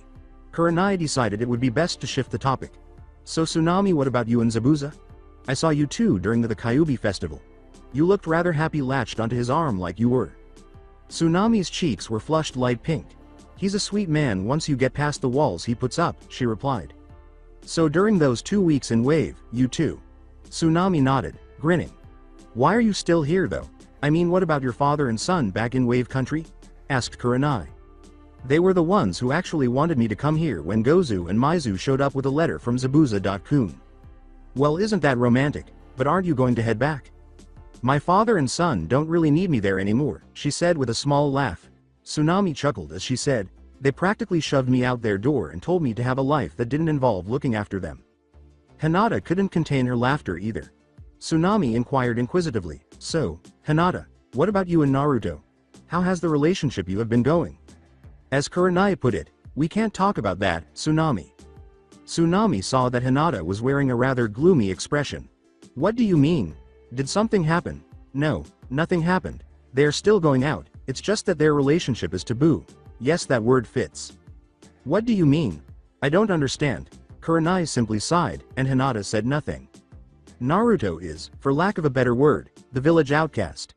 He has no clan, no wealth, and he has the nine-tailed demon fox in him, as you already know. Tsunami merely gave a nod. Hinata here is the heir to one of the most powerful clans in not just Konoha, but in all the elemental nations. Hinata is basically a princess, and who she can date or marry is dictated by her clan.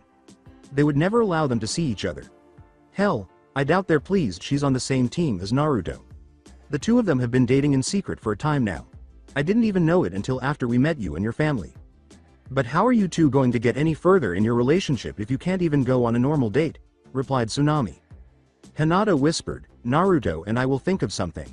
How is your relationship with Zabuza going, seeing as you're staying now? Asked Kurenai.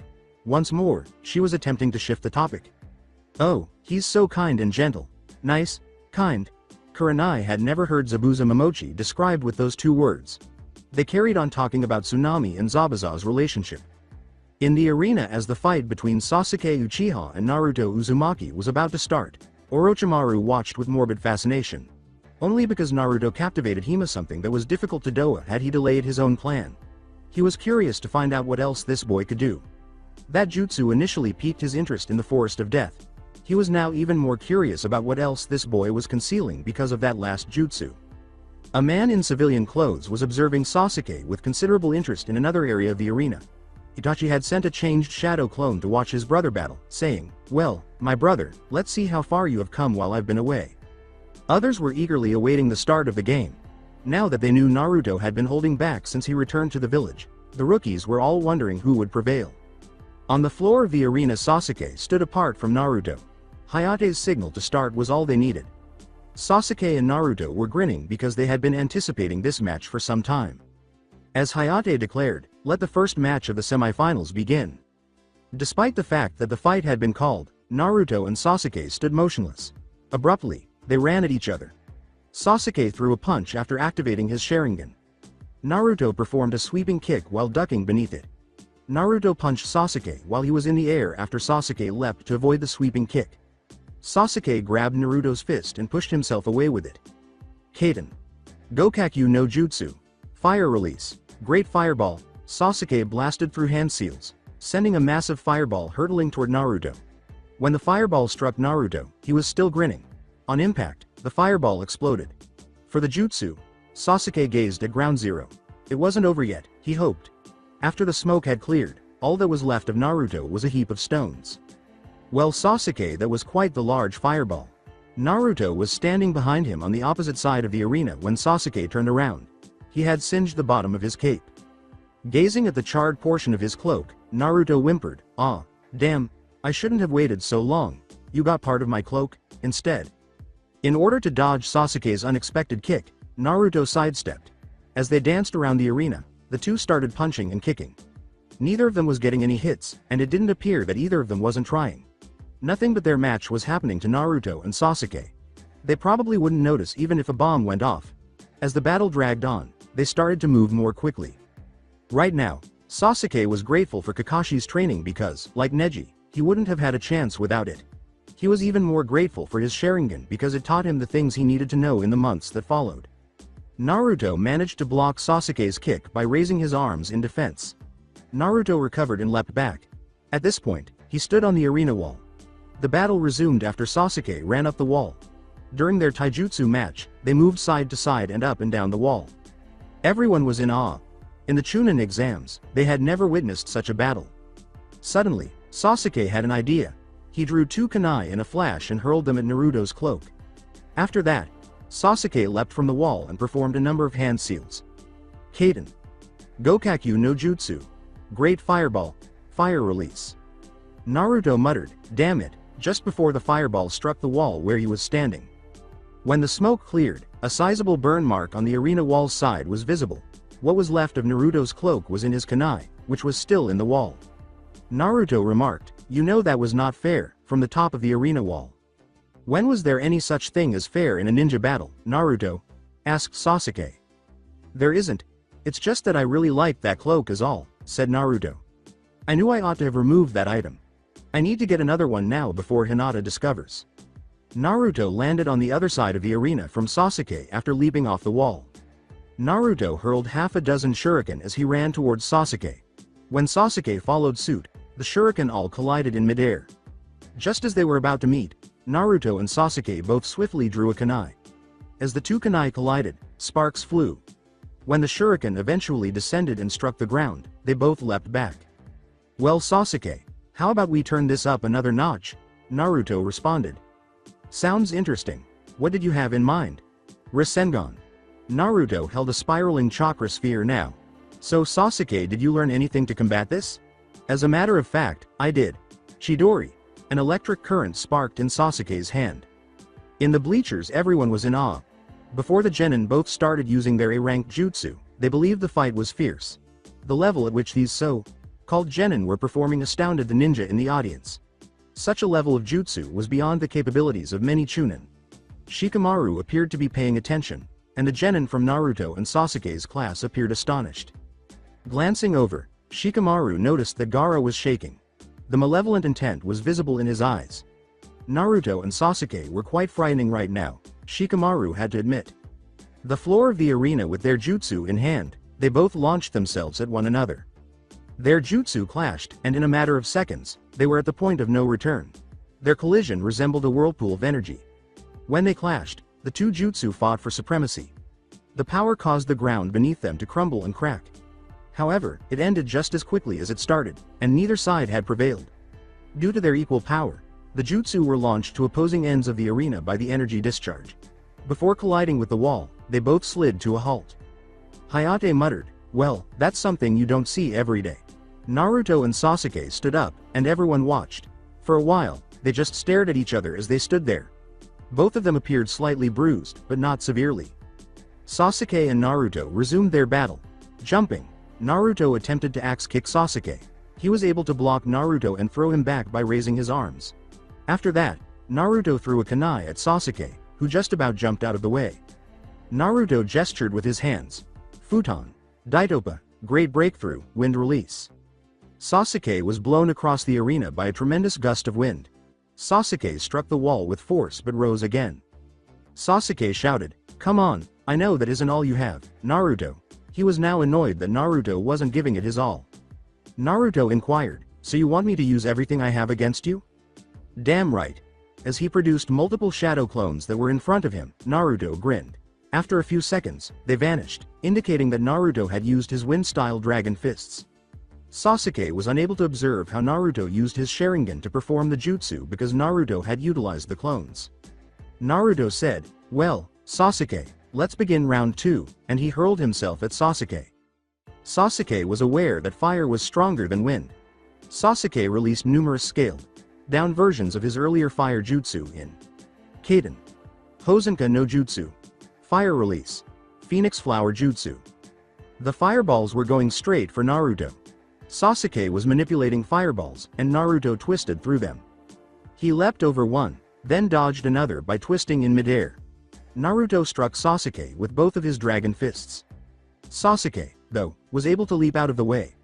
Where Sasuke used to stand, a tiny crater was made in the ground by the dragon's fists. The attack created a cloud of dust, from which Naruto emerged running. He kicked Sasuke in the stomach, causing him to fly through the opening Naruto had created in the arena wall during the first battle. In the arena, Naruto awaited Sasuke's return. Sasuke did not let anyone down, as he returned to the arena with lightning speed. He punched Naruto in the face, knocking him to the ground. Sasuke's return in that manner caught Naruto off guard. Hayate questioned how the two genin managed to move so quickly. Despite their obvious signs of exhaustion, they were forcing themselves to continue the battle. It was Naruto's second time using that jutsu. It required a lot of chakra to use that level of jutsu. In contrast to Naruto's wind ninjutsu, Sasuke had only been employing C-ranked fire ninjutsu, which required less chakra. He observed Naruto rising from the floor. He and Sasuke both began to breathe more heavily. Then Hayate saw that Sasuke's eyes were different. Compared to a few seconds ago, there were more tomo. "Well, Sasuke, I think we should finish this up, seeing as we're both running out of chakra," said Naruto. However, since Naruto still had the fox's chakra, what he was saying was a lie. Naruto produced a slightly larger than Usual Rasengan.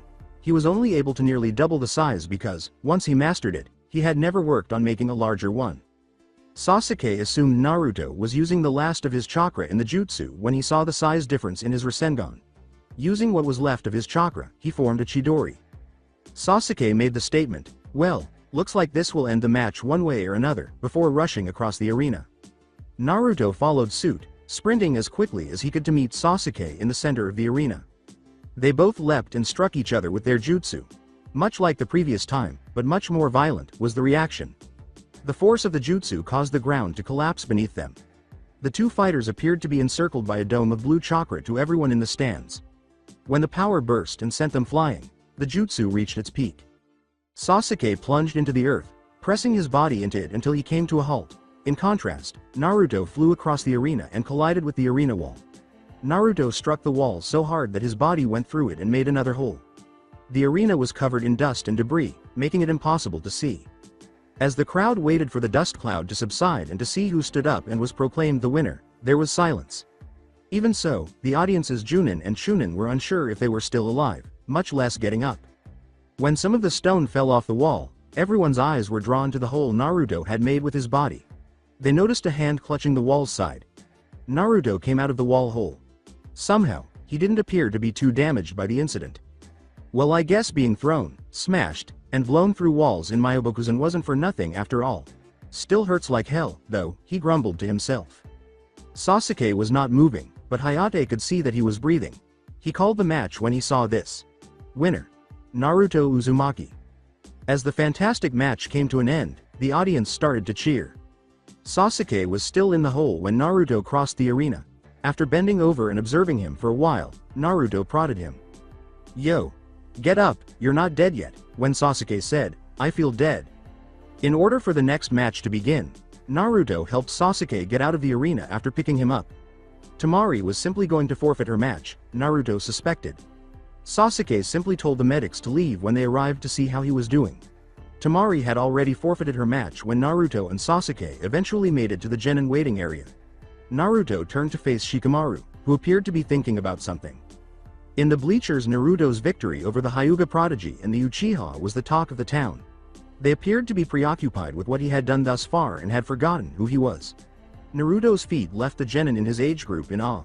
He had never demonstrated that he was capable of anything like that. "Did you guys think Naruto was capable of doing something like that?" replied Sakura. In response, everyone simply shook their heads. "Did you see him go through that wall and walk out like almost nothing happened?" asked Kiba. "Yeah. I was sure when he hit the wall he wasn't getting back up," Ino said. "Naruto is certainly full of surprises, isn't he?" Haku said. Shoji inquired, "Anyone got more chips?" Everyone simply stopped perspiring. In the box of the Hokage, Hiruzen got up to announce something. In light of the recent forfeit of the second semifinal match, there will be a 10-minute wait until the next match begins. Orochimaru grinned behind the Kage's back. The ideal time to start was after a 10-minute wait. Hiruzen returned to his chair. "What did you think of the last fight?" "It was most interesting. Especially since those two were genin. Indeed. I don't think I've ever seen such a match at this exams." Alongside Kisame and Itachi the whole time, Itachi and Kisame had been seated in Naruto's apartment. Despite his extreme boredom, Kisame managed to control himself for the time being. Earlier, Itachi had dispatched a clone to see how the matches were progressing. Itachi muttered, "Well, it seems my brother lost to Jiraiya's student," as memories of his clone returned to him. "So your little brother got his butt kicked, did he?" "Yes. That is indeed the case, although it seems like we will be moving soon." "Why do you say that?" "Just something about the crowd seemed off." "All right. I get to have some fun today, in the medical facility." Tsunami, Hinata, and Kurenai had been conversing the whole time. For half the time, Hinata had just sat quietly, contemplating Naruto's actions. As they talked about their romantic lives, Hinata had become quiet, but Kurenai and Tsunami had not noticed. Zabuza and Kakashi entered the room as the door opened. Both Tsunami and Kurenai stood up and gave their men a big hug. Hinata became a little more alert, wondering if Naruto was with them. He didn't enter the doorway a minute after the hour had passed. When she realized he was not coming, she sank back into her bed. "Where's Naruto-kun?" Hinata inquired, barely audible. "I'm sorry, Hinata, he's still back at the arena. They're currently taking a short break before the final round." Naruto is fighting Gaara of the desert. He's completely fine, if that's what you're wondering, replied Kakashi. Hinata questioned, what has Naruto-kun gotten himself into? She was still speaking softly. He's been acting differently since the Forest of Death. What do you mean? Inquired Kurenai. I may be a lot of things, Kurenai Sensei, but I'm not blind. I've seen the subtle change since he came back from that fight. What has Naruto-kun gotten himself mixed up in? The room fell into an awkward silence. Kakashi took a seat in a chair close to Hinata's bed. Tsunami was ushered out of the room by Zabuza so that Kakashi could speak with Hinata. With a sigh, Kakashi started to explain to Hinata who they had really engaged in combat within the Forest of Death. As Kakashi told Hinata everything up to this point, she simply sat there. After Kakashi had told her everything, Hinata simply sank deeper into her bed. Without naming anyone, Hinata questioned, why wouldn't he tell me? Because he probably didn't want to worry you, Hinata, Kurenai answered. Kabuto was looking through medical records somewhere else in the hospital. Orochimaru had given him an assignment, which he had already completed. Kabuto was working on another of Orochimaru's long-standing orders at the moment. It appeared that he was searching for a very specific item because he had combed through nearly half of the files. I have to get this done before the celebrations begin, damn it. I'm relieved that he delayed it as promised. Kabuto reflected, this gave me the time I needed to look through this stuff. Another file that wasn't what he was looking for was thrown on the ground by him. He hurried through those files after opening the next filing cabinet. The file he was searching for was the final one in that drawer. The smile on his face was menacing. He thought, yes, this is exactly what I was hoping to find, and then he vanished, file in hand. In the arena, Naruto was lounging on the arena's roof. He felt bad about not going to see Hinata, but he was powerless to change his mind at this point. Together with a few of the civilians, Naruto had observed the shift in the ninja in the crowd. He had observed every Anbu standing and sitting in the crowd surrounding the arena. He was aware that the break would soon come to an end and that he would have to battle Gaara. Shikamaru had brought Sasuke up to the other genin earlier, and Naruto had spoken to him. Shikamaru was aware that something was happening, but he was unable to identify it. Naruto was startled out of his reverie by the sound of footsteps approaching from behind. When he turned around, Kakashi was approaching him. Well, Kakashi, back already? Yeah, well, I have to be here if and when something happens. True. How was she? She was worried about you and the fact that you've been acting differently since the Forest of Death. So she noticed since that long ago. Not even sure why I'm surprised by that. She is a very intelligent young woman, Naruto, and she cares for you very much. Yeah, I know. I just didn't want to worry her too much. I guess it had the opposite effect. Kurenai and the demon brothers are with her, so if something happens, she will be fine. Hayate interrupted them to announce the beginning of the final round. As he stood, Naruto vanished into a whirlpool of foliage. He showed up on the arena floor, prepared for the last round and whatever else might be coming up. Naruto glanced up into the bleachers. The Leaf Ninja were clearly uncomfortable. He was as aware as they were that something was seriously off at the moment. When Gaara showed up, Naruto's focus was once again on the events taking place in the arena. Gaara showed up in a cloud of sand at the arena. There was malice in his eyes. Gaara appeared to be looking for blood. Final round. Gaara of the Desert versus Naruto Uzumaki. Let the final round of the Chunin exams begin, announced Hayate. Naruto wasted no time in getting going, running toward Gaara. Naruto's punch was blocked by the sand that emerged from Gaara's gourd. In an attempt to get closer, Naruto swerved in and out of the sand, but to no avail.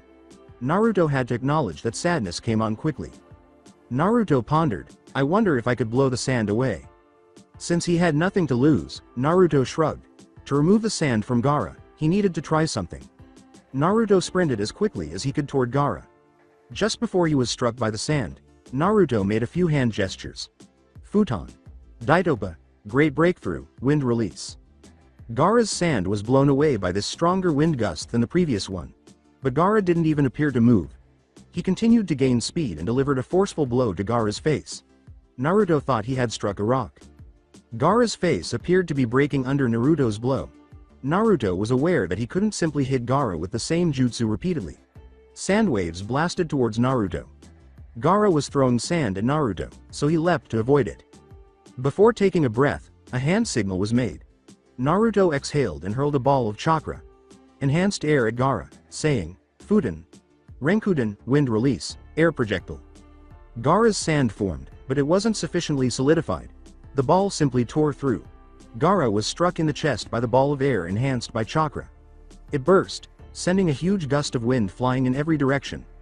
Gaara was thrown by the wind, but his sand caught him before he could hit the wall. Gaara was having trouble breathing because he was still recovering from his fight with Lee. Gaara's armor of sand was cracked further. As soon as Gaara was back on the ground, sand started to gather around him. Within seconds, Gaara was surrounded by a dome of solidified sand. Naruto made several clones and launched them towards the sand dome.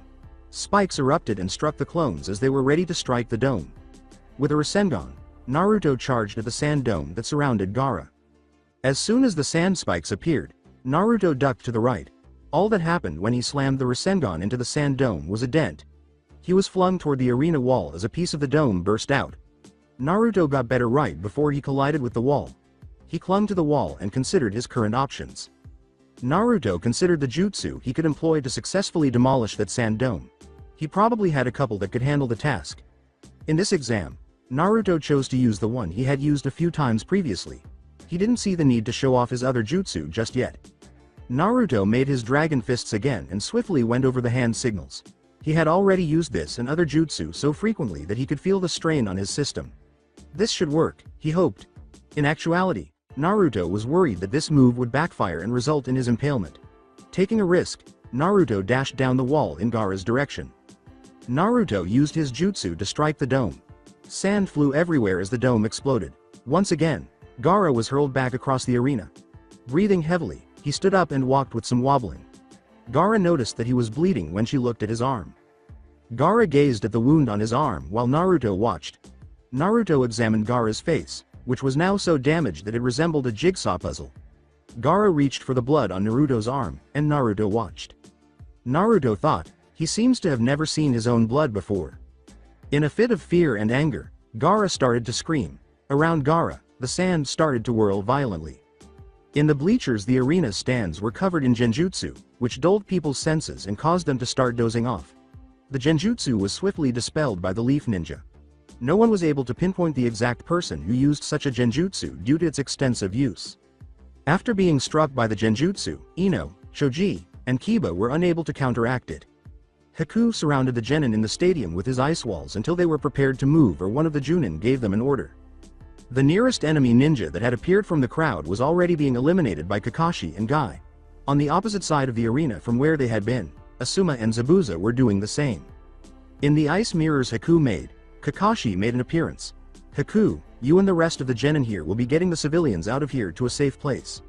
We will make sure to keep the enemy ninja away from you as you get them out of here. What about the others in the waiting area, and Naruto down in the arena? Haku inquired. I have a different mission for them once they arrive. Now get going, Kakashi instructed. As he awakened the genin trapped in the genjutsu, Haku nodded. Shino had let all of his bugs loose and directed them towards the Suna ninja. Other than the leaf genin standing close by, he had no idea who was his friend or enemy. He would handle it later if it turned out that his assessment of the current circumstances was incorrect. Temari muttered, I'm sorry, Shikamaru, and then she and her teammates leapt into the arena. Sasuke sprinted towards Shikamaru. Snap out of it. We can't stay here for long. We have to get to where Kakashi and the others are. The three of them climbed out of the weighing box and into the stands where everyone was when Shikamaru jolted out of his reverie. The floor of the arena when Hayate realized what was going on, he appeared beside Naruto. It seems what we feared has come to pass, Naruto. Yeah, it sure does. Hayate's sickly manner had completely disappeared, Naruto noticed. A real seasoned ninja was standing beside him. Gaara yelled angrily, I will end you, Uzumaki. Instead, his breathing was labored. Hold on, Gaara. You have a mission to accomplish. Temari, Kankuro, get him out of here and buy him time to prepare, Baki said. Baki stood between the two leaf ninjas in the arena and his students. Temari and Kankuro assisted Gaara as they hurried out of the arena through the wall's opening. Go to Kakashi. He will give you orders on what you should do now. I'll handle this guy, said Hayate. The Hokage's box exploded just as Naruto was ready to leap up to where Kakashi and the others were. Above the Hokage box, on the roof, were the two cages. They had a private battlefield as soon as a barrier was put up around them. Well, Sarutobi. Sensei, it's been a long time, hasn't it? Yes, indeed it has, Orochimaru. I had a feeling you would show yourself today. Yes, well, I've taken an interest in that demon child they call Naruto. He's quite frightening, you know.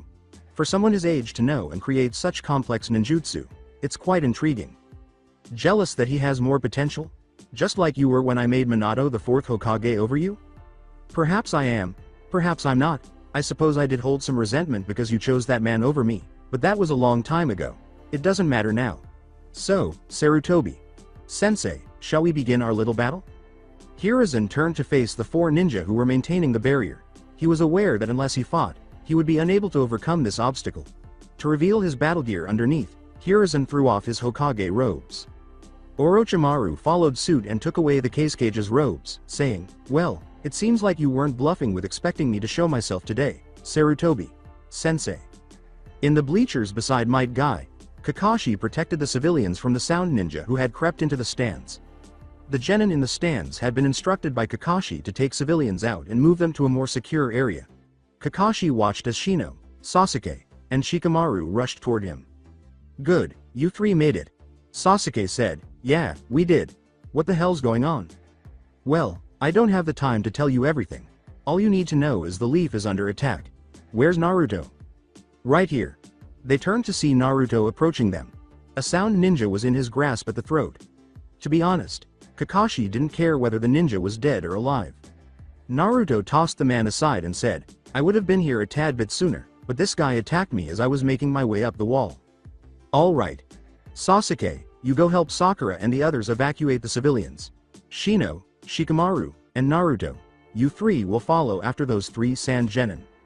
Sasuke questioned, "Why am I sitting out of this?" "Because you pretty much used up all your chakra in your last match, and this isn't the time to question my judgment," Sasuke replied Kakashi. "Now, you three, get moving." Close to the village's wall, sand shinobi were going to activate a ground-based summon seal that would call forth a gigantic snake. The lead Junin commanded, "All right. Everything has been set into motion. Start the summons." The ninja in the circle tried to call forth the snake by concentrating their chakra. They summoned more than they had planned, but the summoning was successful. Two snakes of comparable size, each with one head, and one enormous snake with three heads were now present. What transpired was unknown to the Konoha ninja. They only witnessed three enormous snakes approaching and tearing the wall down.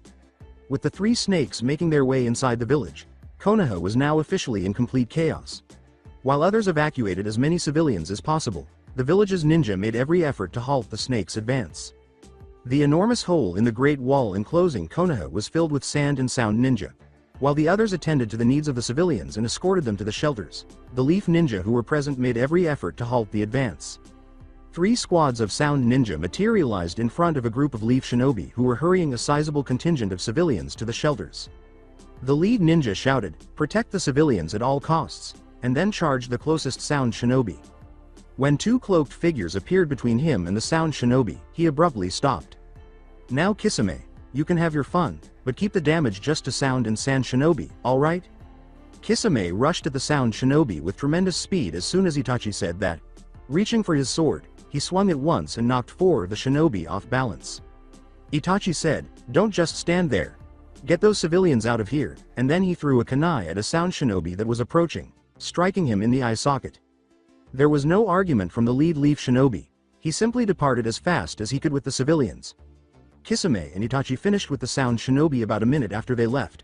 They weren't really up to par with them. Kisame exclaimed, "So can I go and have my fun now?" Kisame had a genuine passion for killing things. "Yes, just remember, try not to cause too much damage to the village itself." "Where are you going?" After completing his statement, Itachi vanished from view. "I will go to another part of the village and oversee its protection. I'll leave the rather large snakes to you." Kisame's face was beaming broadly. He yelled, "Time to get this party started," then, and vanished. Alongside Hinata was staring out her hospital room window. Kurenai and the demon brother had left just before the siren sounded, but Tsunami was still in the room. Hinata was observing the situation with her Byakugan. Hinata hoped she could help everyone in some way. With a sigh, she turned her back on the window, her Byakugan still in use. "Hinata, worrying like you are isn't going to help.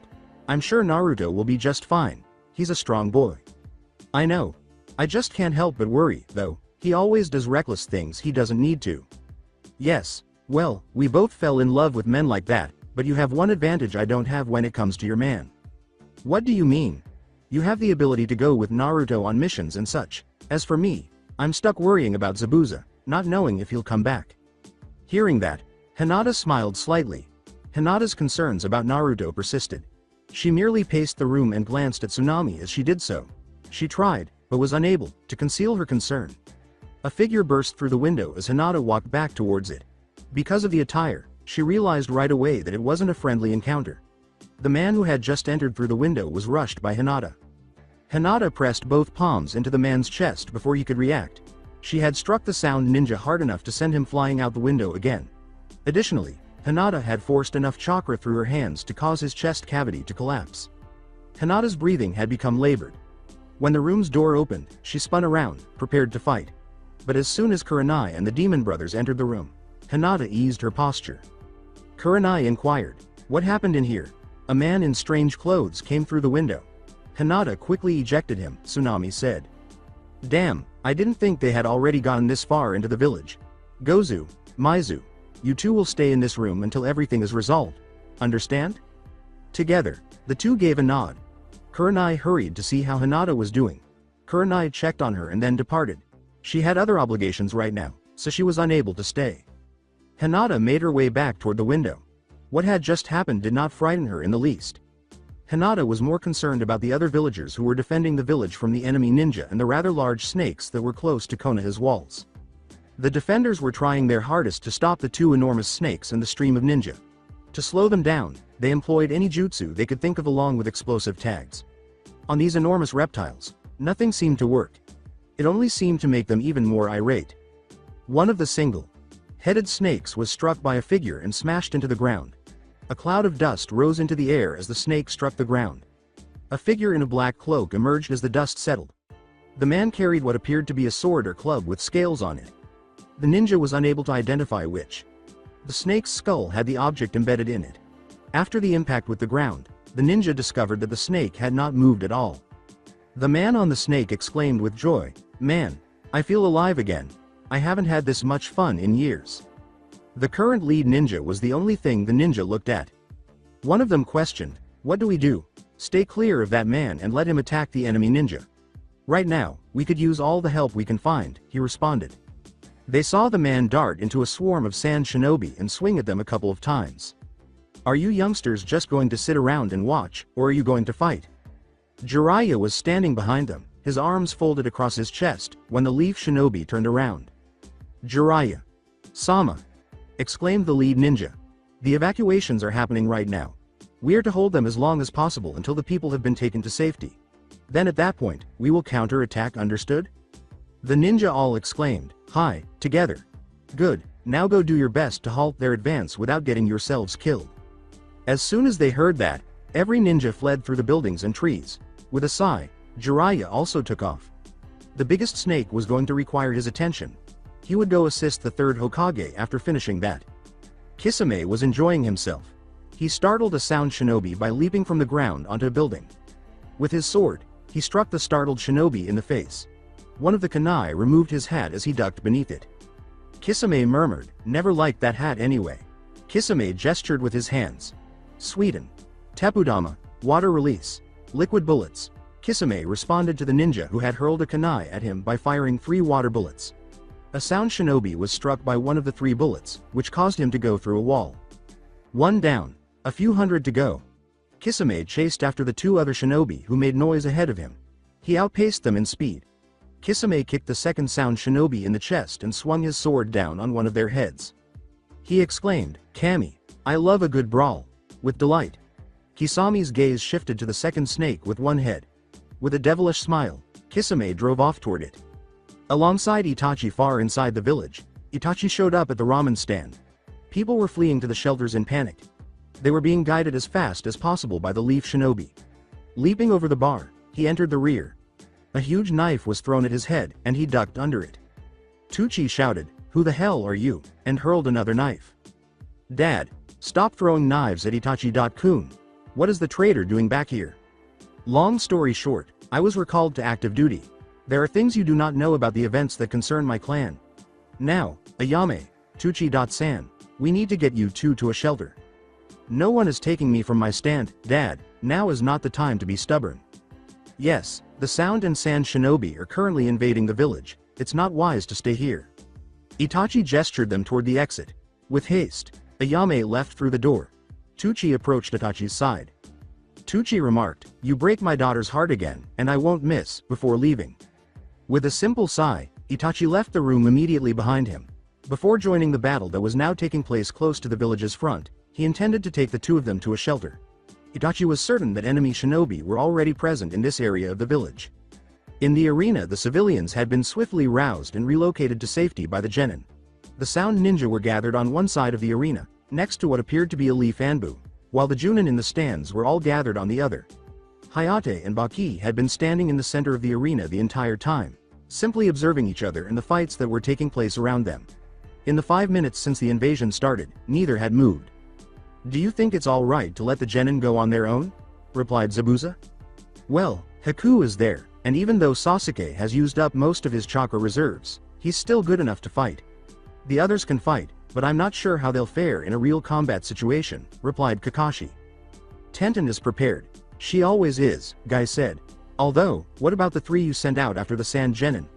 I mean, Naruto must have used up a considerable amount of chakra during his matches." "Naruto has used maybe about half of his reserves. He still has a lot to go on," replied Kakashi. "Well, it looks like we're about to have some company." They turned to see the Sound Ninja leaping to their side to engage in combat across the arena. Zabuza sliced 3 of them in half with his enormous sword. Kakashi blasted one with a stream of fire, and Guy leapt and kicked 2 of them back into the stands. "As much fun as killing people is, I find killing these rather inexperienced ninja boring," said Zabuza. Next to Hayate, the leaf Junin who were in the stands leapt to the ground. Baki appeared next to the phony leaf Anbu, who followed suit. Within the barrier, chakra crackled in the barrier's interior air. Waiting for the other to attack, the 2 fighters stood apart. "I should have finished you off all those years ago instead of letting you go." "Well, that would have saved you a lot of trouble now, wouldn't it, Sarutobi? Sensei?" "I will amend that mistake today, my student." Hiruzen glanced at the hand signals. Earth release. Earth spikes. Orochimaru leapt back into the air as Earth-based spikes erupted from the ground. Orochimaru was still in midair when Hiruzen made new hand signals. Hiruzen released a fierce stream of flame that engulfed Orochimaru in Kaden. Karyu Enden. Fire release. Fire Dragon Flame Bullet. After turning white hot, the flames started to go out. A charred corpse dropped to the floor. "Come now, Orochimaru, if it was that easy for you to die, you would have died a long time ago." As he emerged from the earth, Orochimaru started to laugh. "I suppose you're right. Shall we begin the real battle, then?" Alongside Anko was racing in the direction of the academy. Her concern was for Iruka. While traveling to the academy, she had killed a couple Sound Ninja. Iruka was the only thing that was really on Anko's mind right now. He was one of the few people who ever showed her kindness and never passed judgment on her for the deeds of her former sensei. When she got to the academy, 2 Sound Ninja were outside attempting to enter. She shot 2 snakes out of the sleeves of her jacket as she hurriedly moved. The 2 snakes encircled their necks and killed them by strangulation. Iruka and several others were still inside, watching over the entrance to the subterranean tunnels when she moved inside. They were bringing the remaining pupils inside. "Thank Kami, you're all right," said Anko. Running to him, she put her arms around him. Iruka couldn't resist grinning. He kissed her forehead and gave her a hug in return. "That worried about me?" Iruka was approached by one of the teachers to let him know that the remaining pupils had been evacuated. "Iruka, the last of the students are in the tunnels and moving quickly to the shelters. We need to seal the tunnels soon, so if you're going to come, we'd better hurry," the Chunin stated rapidly. Iruka released Anko and extended his hand. "Ready to go, Anko? The counter-attack should be starting soon, but I could use your help here." Anko blushed uncontrollably. Iruka was a gentleman all the time. After Anko took his hand, they vanished into the tunnel together. The tunnel entrance would be sealed with an explosive seal once they reached a predetermined distance. Alongside Naruto's group nearly 10 minutes ago, Kakashi had ordered Naruto, Shino, and Shikamaru to leave. The 3 Sand Genin were gradually catching up to them. Shino's bugs, which he had managed to get on Temari and Konkuro, allowed them to follow them. "They seem to be slowing down, Naruto," Shino said. "Probably has something to do with Gaara. I'm guessing he doesn't like getting help," said Naruto. Shikamaru spent the whole time absorbed in his thoughts. His thoughts were focused on Temari and his plans for when he finally caught up to her. Before, Shikamaru had never been perplexed by anything, but now he was perplexed. Shikamaru believed she liked him, and he did like her. Naruto said, "Earth to Shikamaru?" As they traveled, Naruto waved a hand in front of Shikamaru's face. Shouting, "Naruto, stop being troublesome," Shikamaru said. Naruto questioned, "What? Thinking about Temari?" Shikamaru's head jerked toward Naruto. As they passed through the trees, he simply gave Naruto a scowl. Shikamaru gave him a startled look and said, "Don't get upset with me, Shikamaru. I could tell you liked her more than you were letting on. What? You still think I'm as naive as I was before I left with the pervy sage?" Shikamaru answered, "I have to admit, you didn't show much otherwise." Naruto grinned broadly and said, "Why, thank you. I did my best to act the part of the simpleton." Shikamaru questioned, "So then you're not ignorant about how Hinata feels?" Naruto thought of Hinata and grinned softly. "No, I'm not. Actually, we've been dating since I got back to the village." Shikamaru's head shot toward Shino as his eyes widened a little. He didn't seem surprised at all. "You knew, Shino?" "Indeed, I did, but it wasn't my place to say anything on the matter unless it interfered with our missions, which it has not," he responded. "There's a reason Hinata and I have kept it a secret. Even her father doesn't know. In a manner of speaking, our relationship is more taboo than the one you have with Temari." Shikamaru exclaimed, "How the hell is that? Temari is from a different village." "Oh, trust me, there are reasons. The biggest one in particular sounds very stupid if you're open-minded enough, but I'm not about to tell you that reason just yet. Anyhow, once this is all over, I doubt anyone will mind you dating her. As for Hinata and me, I really don't know how that's all going to work out." "Her clan will kill you," said Shikamaru. Naruto laughed without humor. "I'm not the one you should be worried about when her clan finds out," said Naruto. Shino warned them before Shikamaru could inquire what he meant. "Temari has stopped. Most likely to buy the other two time to do whatever it is they have to." Just minutes before, with the Sand Genin. Since the beginning of the operation, the Sand Genin had been running as quickly as they could from the arena. Gaara was bouncing from tree to tree with the assistance of Kankuro and Temari. At the moment, Gaara was not moving and didn't seem to care about anything. He had never been this way before, and Temari and Kankuro had no idea when his anger would flare. Thinking of Shikamaru, Temari turned to look behind her. Temari felt ambivalent. She suspected that one of the people currently pursuing her was Shikamaru.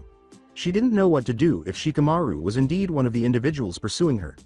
Temari was aware that unless someone attempted to hold them up, the people in the rear would soon catch up. "Kankuro," Temari said, "they're going to catch up to us at this rate." Kankuro responded, "Yeah, I know. So which one of us is going to buy time? I mean, at this point, Gaara still isn't ready. We still need some more time." "I'll do it. Just get as far as you can. I doubt I can hold them for very long," Temari said. Temari watched Kankuro and Gaara vanish into the trees after leaping back from them. Temari prepared the fan by removing it from her back. Standing there, she waited for them to appear. Two people landed on a branch in front of Temari, who swung her fan hard. Wind blades screamed through the air, striking the figures before vanishing into smoke. Temari's eyes grew wide, and she felt as though she was immobile. "You two can go on, Naruto and Shino. I can handle this," Shikamaru said.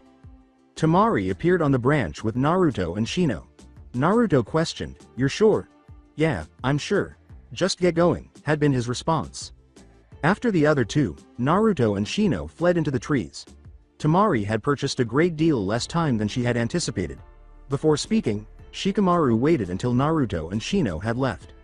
Shikamaru questioned, "Why Temari? Were you just using me for some sick game?" He pulled his shadow away. If she tried to kill him, he had no intention of fighting or defending himself.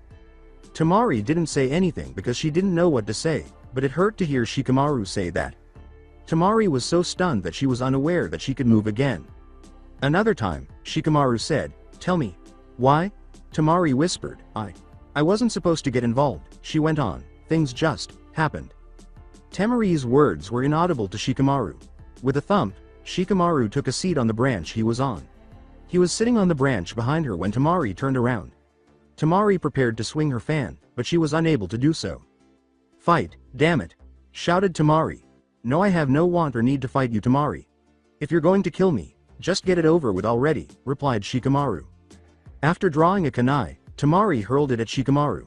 He was lightly cut as the kunai sailed right past his cheek. Temari had a quivering hand. He would have avoided the kunai, she believed. Temari simply stood motionless. She was at a loss for what to do. You muttered something when I asked you a question. What did you say exactly? To keep Shikamaru from seeing her face, Temari lowered her gaze. Before she spoke, she stood for a moment. When I first arrived at the village, I didn't think the plan was real. I honestly thought it was some joke my Junin sensei was playing on us. After the second part of the exam, I met you by chance, and I couldn't help myself but feel attracted to you. I was really happy when you took me to the festival. Even then, I still didn't realize this plan was actually going to happen. Time passed, and my Junin sensei still talked about this plan. I didn't want to go through with it. It just didn't make any sense. Because I didn't realize it wasn't a joke from the beginning, I got involved when I shouldn't have. And now I don't know what to do anymore. Temari's hands were now around her knees as she sat on the branch. She was sobbing uncontrollably. At this point, Shikamaru was unsure of what to do. He knew Temari wasn't lying, but he had no idea how to handle women who were crying. For a moment, Shikamaru sat there trying to come up with something to say or do. He no longer felt angry with her. Despite the fact that she could occasionally be very annoying, he did like her. Shikamaru had some understanding of his father's decision to wed his mother. Rising from the branch, Shikamaru bounded to Temari's. He took a seat on the branch beside her. For a brief moment, he remained silent, uncertain of what to say. Temari lunged at him, putting her arms around him and sobbing into his shirt just as he was ready to place a hand on her shoulder. "Geez, how did I fall for such a troublesome woman?" Shikamaru said, grinning slightly. That's it for today. I hope you guys enjoyed this great story. See you in the next one.